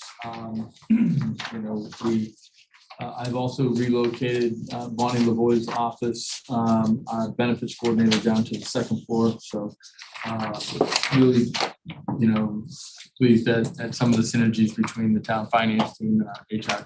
So really going to be helpful to fill that position. So on Monday, I had another regional meeting for the Kings Beach water quality study. We continue to explore the various options that would help us define a least environmentally impactful solution. I continue to really believe that perhaps a combination of a few of these options might be in the town's long-term best interest, but certainly appreciate the technical analysis that is going into studying the solutions. Some of the solutions are very innovative, but all of them have significant costs that exceed the funding that we've been able to receive to date. So this past year, both Lynn and Swampscott received $2.5 million or $5 million total. To just look at some of the treatment systems, those systems range between $5 and $6 million, and ultimately, extending an outflow pipe into the ocean to really to really get the advantage of diffusion and help protect that beach for the long term, I think is ultimately going to be what we need.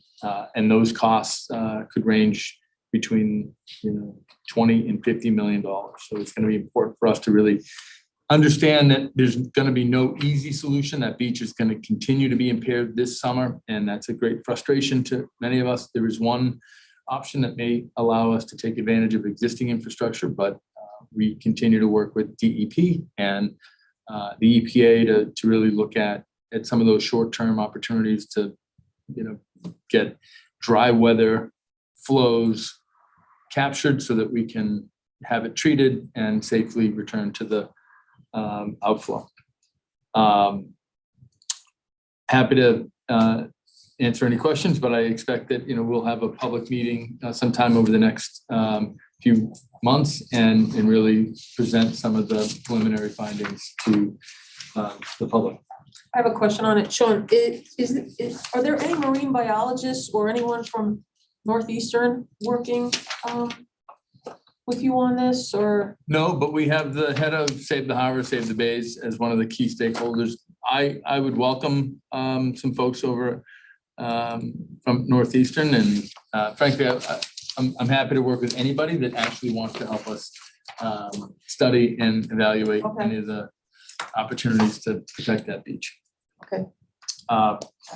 Sean, just one question about Kings Beach. Is the chlorination facility currently is it operational? We are not allowed to chlorinate the infiltration and outflow because of Mass DEP and the EPA's standards. They don't believe that is a safe environmental practice for the environment.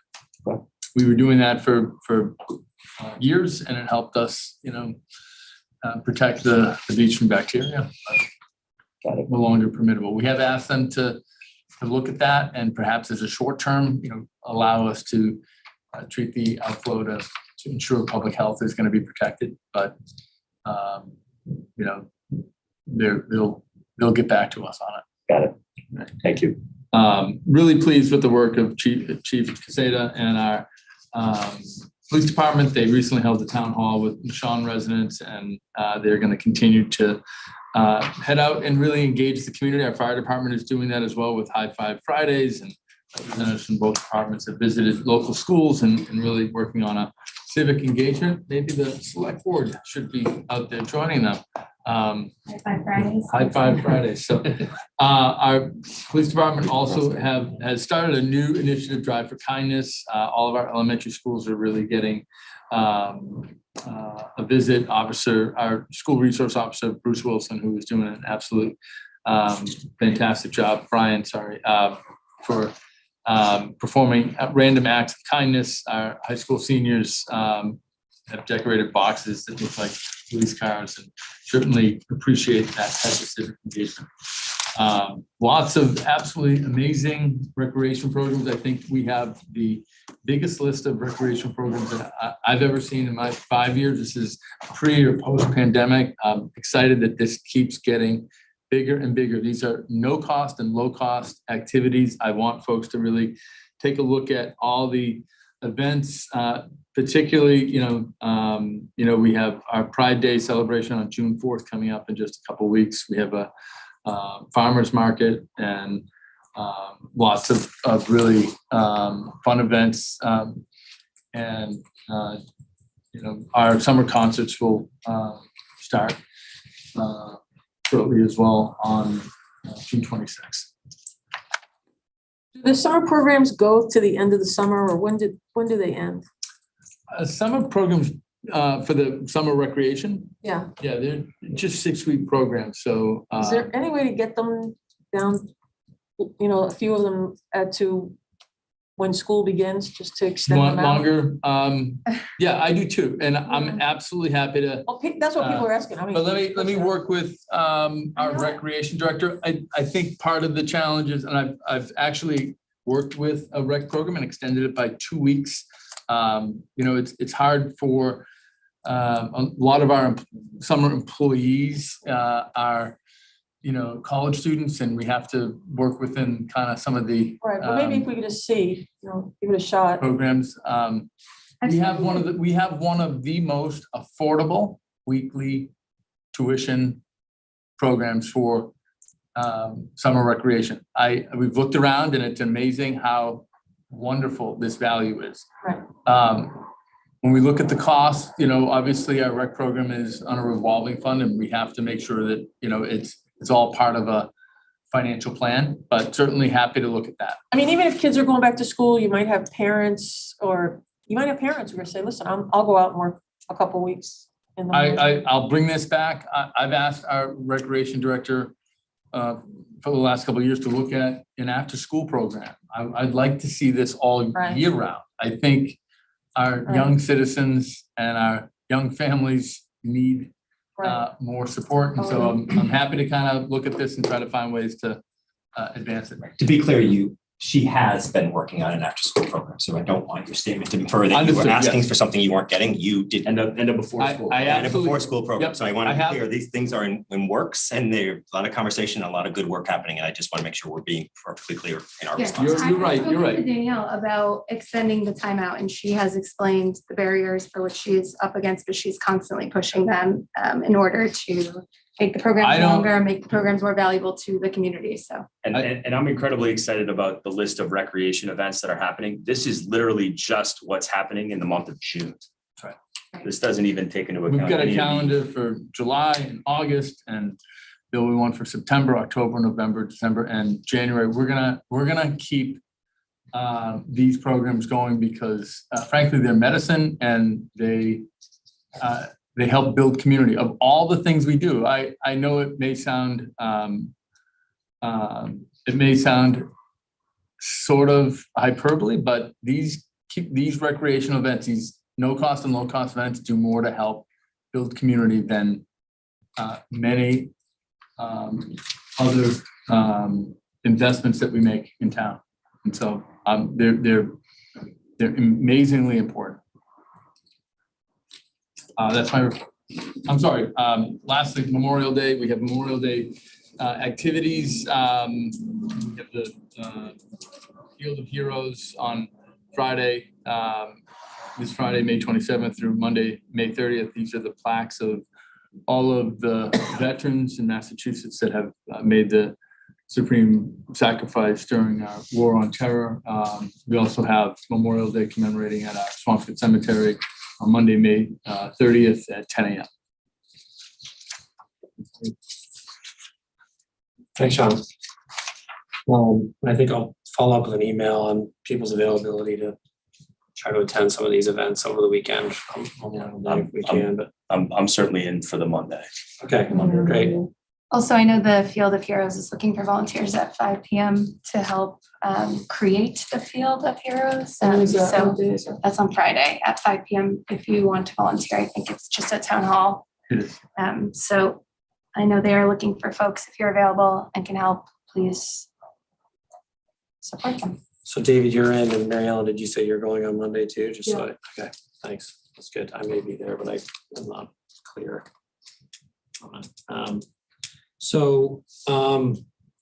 Thanks, Sean. Consent agenda. Consent agenda is designed to expedite the handling of routine and miscellaneous business of the board. Select board may adopt the entire consent agenda with one motion. At the request of any board member, any item may be removed from the consent agenda and placed on the regular agenda for discussion. Consent agenda items are to approve an MSBA project funding agreement, to vote to approve a one-day liquor license for July 3rd event to the VFW Post for the event we were talking about.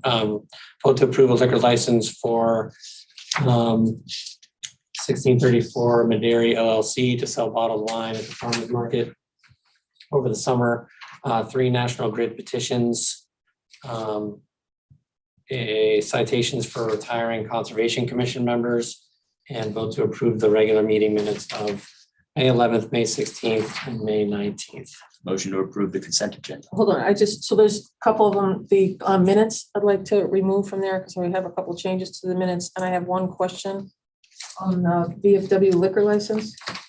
Okay, so you want to remove all the minutes?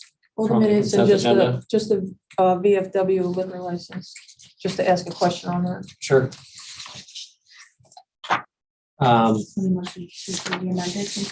Yeah, so do I, Why don't we just see what the question is and maybe we can, well, she wants to remove the minutes. no, I understand, but we can just do a motion that removes them. Sure, okay. So on the one-day liquor license, it's just, it doesn't have it checked off here under processing information. It says liability insurance, it says no. So how does that affect the town? They're getting it. She just told me tonight they haven't gotten it yet, but they're in the process of getting it from them. Subject to. Yeah, we won't issue it if we don't have the certificate of liability.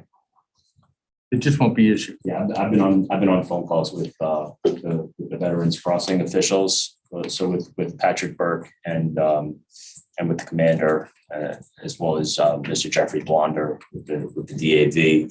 They're working with their insurance. They're hopeful that they're going to get that. They're going to get that information. They have requests in, people out of town. That's coming. It's imminent.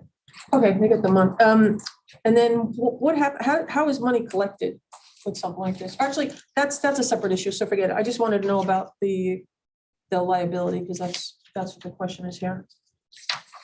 Okay. So do I have a motion to approve the consent agenda with the removal of the meeting minutes, the 3 meeting minutes? Is there a second? Okay. All those in favor? Aye. Aye. Okay, so on the minutes, Mary Ellen. So under May 11th, public comment. Cindy Cavallaro, 85 Pine Street, asked if anyone on the board attended the ZBA meeting. She actually asked, did anybody attend the ZBA meeting and did they have a comment? It's no one, you have here, no one had, but it's no one answered.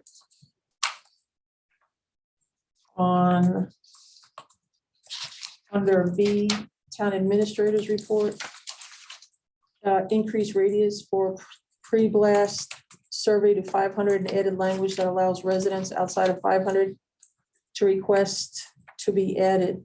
I thought that was, and I also think it says it on another page, was added 500 and requests were up to 1,000.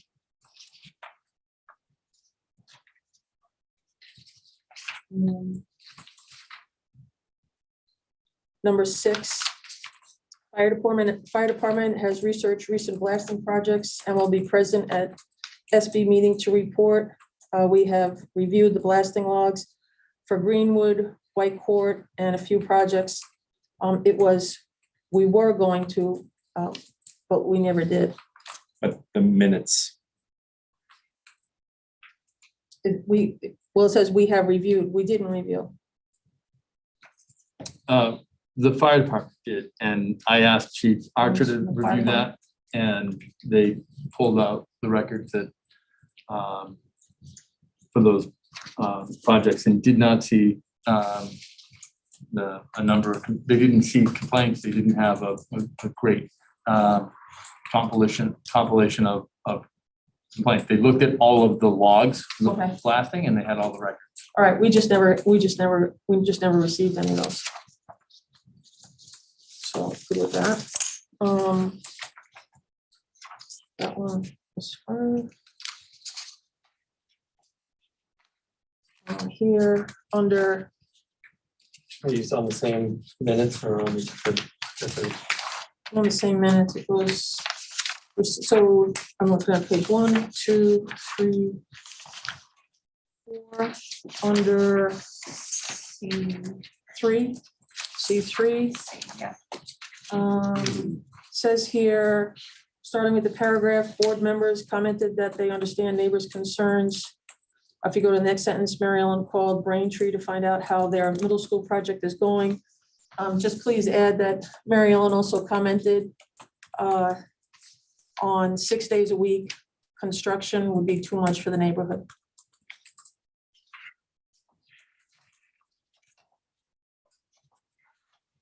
Go to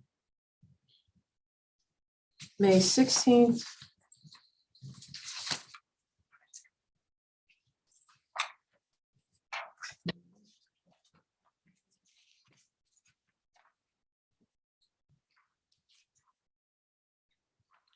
May 16th, under new and old business, section A says these acquisitions are results of a lot of hard work and good discussions over long periods of time.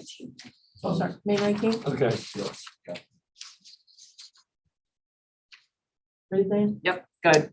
So under A, these acquisitions are results of a lot of hard work and good decisions over long periods of time.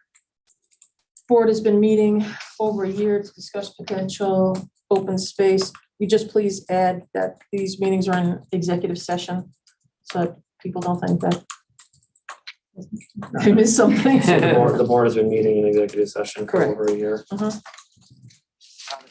And that is it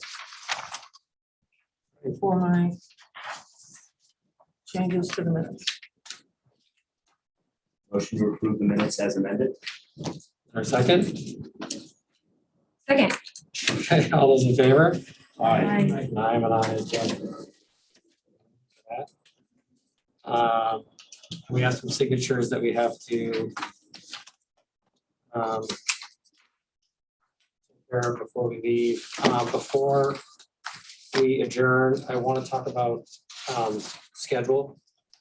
Sean, my understanding is that are we required to meet on the zoning? I was given an email that it was requested that we have the zoning bylaw on our meeting for 6/1, which we don't have a meeting for. I can check with town council, but I don't believe that that's a. Okay, so I didn't understand that, but I didn't have I time think it's to. Right, we don't have to do that, right? I don't believe so. Okay, so I don't think we need to meet next Wednesday. What? Six first. I will miss you guys. Oh, no. Are What's my people, husband gonna do? That's fine, that's great. That's great. yeah, Yes. and I don't know that we need to meet, until a special town meeting. I do Maybe we should think meet on the I will need to have maybe a Zoom meeting of the board. I have a additional offer for a department head that in the event that comes together over the next few days or this week, I will likely seek a Zoom meeting of the board to help me. Yeah. What? Hey, Ethan, go back on mute. So Sean, are you recommending that we save the date for the 1st or the 8th? No, frankly, I'll work with you. My thought was if there's a time that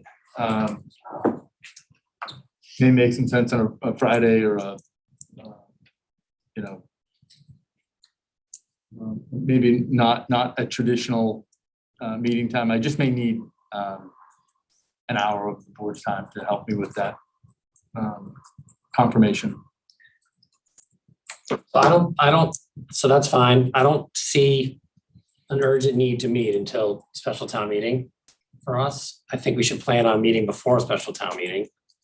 Does anyone see anything? Am I missing something there? I think I would put one on the calendar for a week from Wednesday and put it there and then cancel it if we don't need it. For the because- Yes, just because I said the 8th, but maybe I don't need to. But, Yes, it's the eighth. Yeah. there's enough moving parts, and if there's feedback and other things from committees or staff, Okay. and So we'll plan on a meeting or put it in your calendar for 6/8, 6 o'clock. and Location. let's cancel it if we don't need it. Right. I totally agree. Okay.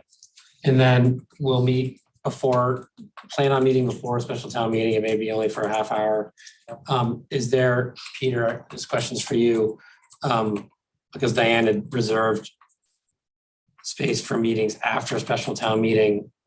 Do we need to meet, do you think? It would depend on what happens at a special town meeting, but is there a need for us to meet somewhat immediately after the special town meeting, like on the 15th?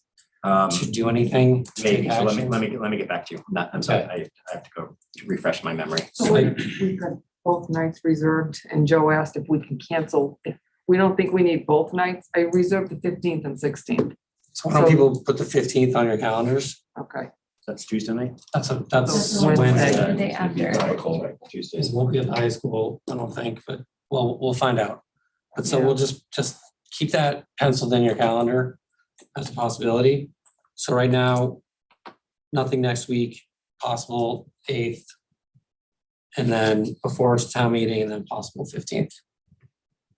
Okay? Okay. That's all I have on that. Select board time. Sure. I have a few things. First, I've been working with the Housing Authority, and we had there was a meeting last night of the Housing Authority Board, and there's some good news that we have to report. The HC allocated Swampscott Housing Authority $172,000. This amount will be used to cover the replacement of 7 porches at Duncan Terrace. The particular project was projected to cost $183,000, but now that the 172 is going towards this project's only going to utilize $11,000 out of the capital improvement budget.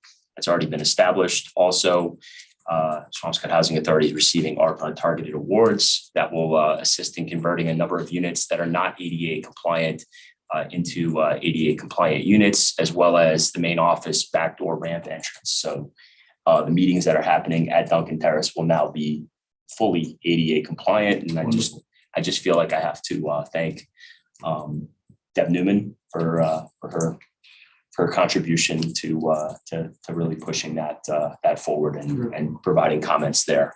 I also have something that's not as nice. Last night, at the end of our meeting, at the end of the Housing Authority meeting, there's a statement read by the executive director.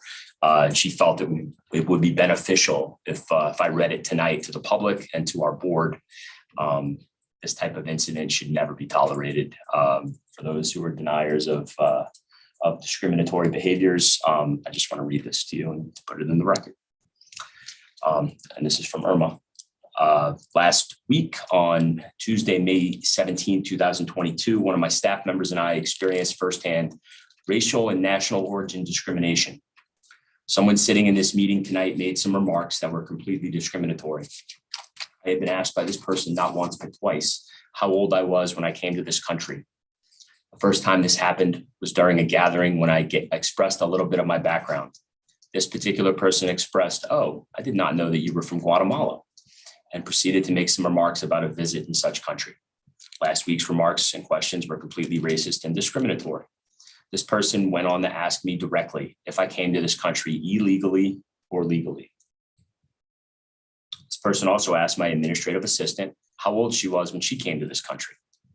This is clearly racial and ethnic discrimination, as this person repeatedly was saying such remarks. But last Tuesday, the remarks went as far as asking me directly how I came to this country. The situation made my staff member and I feel disrespected, uncomfortable. as this person's remarks were ignorant and insensitive. I felt it was extremely important to speak about the situation tonight, as these actions are not excusable and should not be tolerated. Currently, my staff member and I do not wish to proceed with any legal matters against this individual. My hope is this person will change its position of discrimination. Type of remarks and questions cannot ever happen again, not towards my persona, any staff member, or any residents of the Swampscott Housing Authority. I would like to ask this person to carefully read Title VII, Civil Rights Act of 1964, the Civil Rights Act of 1991, and to contact Tammy Faye Meade, the town of Swampscott's diversity consultant. As she stated in the March 9th, 2021 Lynn Item article, she's already seen the town deal with months of racially charged controversies and protests. She is trying to help the community to be better. My race, national origin, and ethnic background does not make me any less of a professional and does not put me on a different social bracket than anyone else sitting here tonight. All human beings deserve to be treated equally with dignity and respect, regardless of their color, race, ethnicity, national origin, socioeconomic status, sexual orientation, gender, age, religion, disability. We all live under the same sky. We walk the same streets. And what we are teaching our young people, and this needs to stop, and this needs to stop today. Thank you. Hopefully this made my fellow board members and those watching as uncomfortable as it made me yesterday. Can I ask a question? Yes. So I just want to make sure. So this was a statement when she said the meeting, she's referring to a housing authority meeting with these things. She's referring to, yes. I just yes. You read it in the first person. Sorry. Well, I didn't. No, it's okay. I was not This swapping. That's right. This was a housing authority meeting where someone made comments. Yes.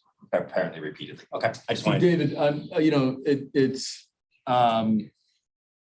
absolutely unacceptable that anybody, whether they work in Swampscott, whether they work at the housing authority, you know, live in Swampscott, visit Swampscott, face that type of harassment, that type of inquiry. We will do whatever we can to help the executive director, Irma Ches, feel supported and feel as though we are here to help her stand strong and address that type of bigotry and unkindness and frankly unacceptable behavior. With that said, I certainly will reach out to Tammy Faye Meade. I certainly will see what we can do to try to help address some type of conversation with Irma and the board and members of the housing authority team to see how we can address some of that. The point of this was just for those who are denying inappropriate behavior. The point of this was one, to support Irma and her team, and second, to just show evidence that to all the deniers out there of discriminatory and racial behaviors, that this is happening, and this is happening in our town, and this is impacting people that are, you know, that work and live in our town, and in these properties on Cherry Street, on Doherty Circle, and on Duncan. So I really just wanted to bring it to the attention of the board and show my support of Irma. Thank you for raising it. Yeah, thanks for sharing it, David. And thanks to Irma for not letting it go. It's certainly not her obligation to make this public, but I appreciate that she's strong enough to do it. Anyone else have anything for select board time? I do. Do you? Please. So one thing that also helps create community is communication. And I've made a recommendation to the school building chair, Suzanne Wright, on May 10th, asking if she could have the town website, have the documentation, put all documentation on the town website versus a Google document, just to try to get everything on one site and make it really easy. And to highlight the site by something a little different, whether or not the site just says school building committee with a red dot, so people could look at it. Just to identify it a little bit differently. This is $100 million project that we should be pretty excited about. And, try to eliminate any anxiety around it. I think that would really help. Suzanne also recommended that at the end of select board meetings, we should have 1 or 2 minutes just to update what's going on. She said, we have a representative. I think that might be you, Peter. Peter, are you the representative? So if you could just say what's new or whatever, then that's more information that gets out there. I also, so that was Suzanne's idea. My idea was also to have her meetings on Zoom. And her concern was that they have a large committee, but I recommended this room would also be able to be on Zoom because it could handle a large committee. So that was my recommendation for there. I want to thank the Swampscott Police Department for showing up in my neighborhood Saturday night at 3 a.m. We had an unwanted visitor, and it was pretty exciting down there. And I really appreciate always feeling safe, especially in the middle of the night. I'd really like to request that information gets to us in a timely manner. Walking in tonight and getting the warrant as I'm walking in, it's just not the way to go. We really have to see things in advance so that we can process it, think about it, and then streamline proceedings.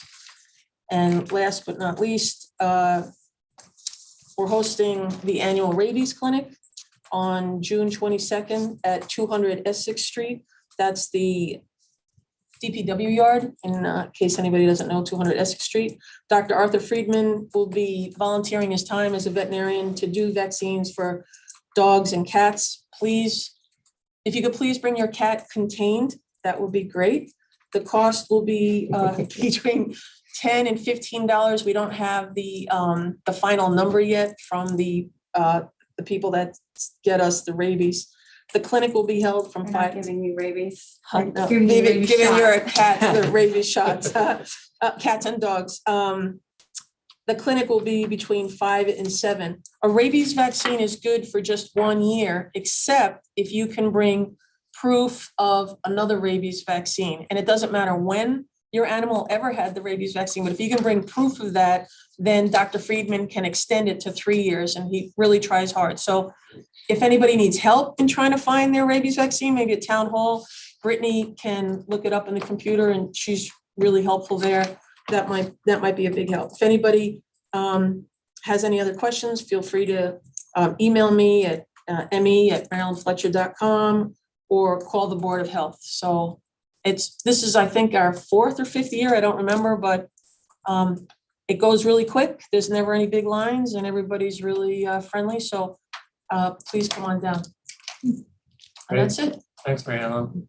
Katie, have anything? Thank you. Peter, you all set? All right, motion to adjourn. Motion to adjourn. Second.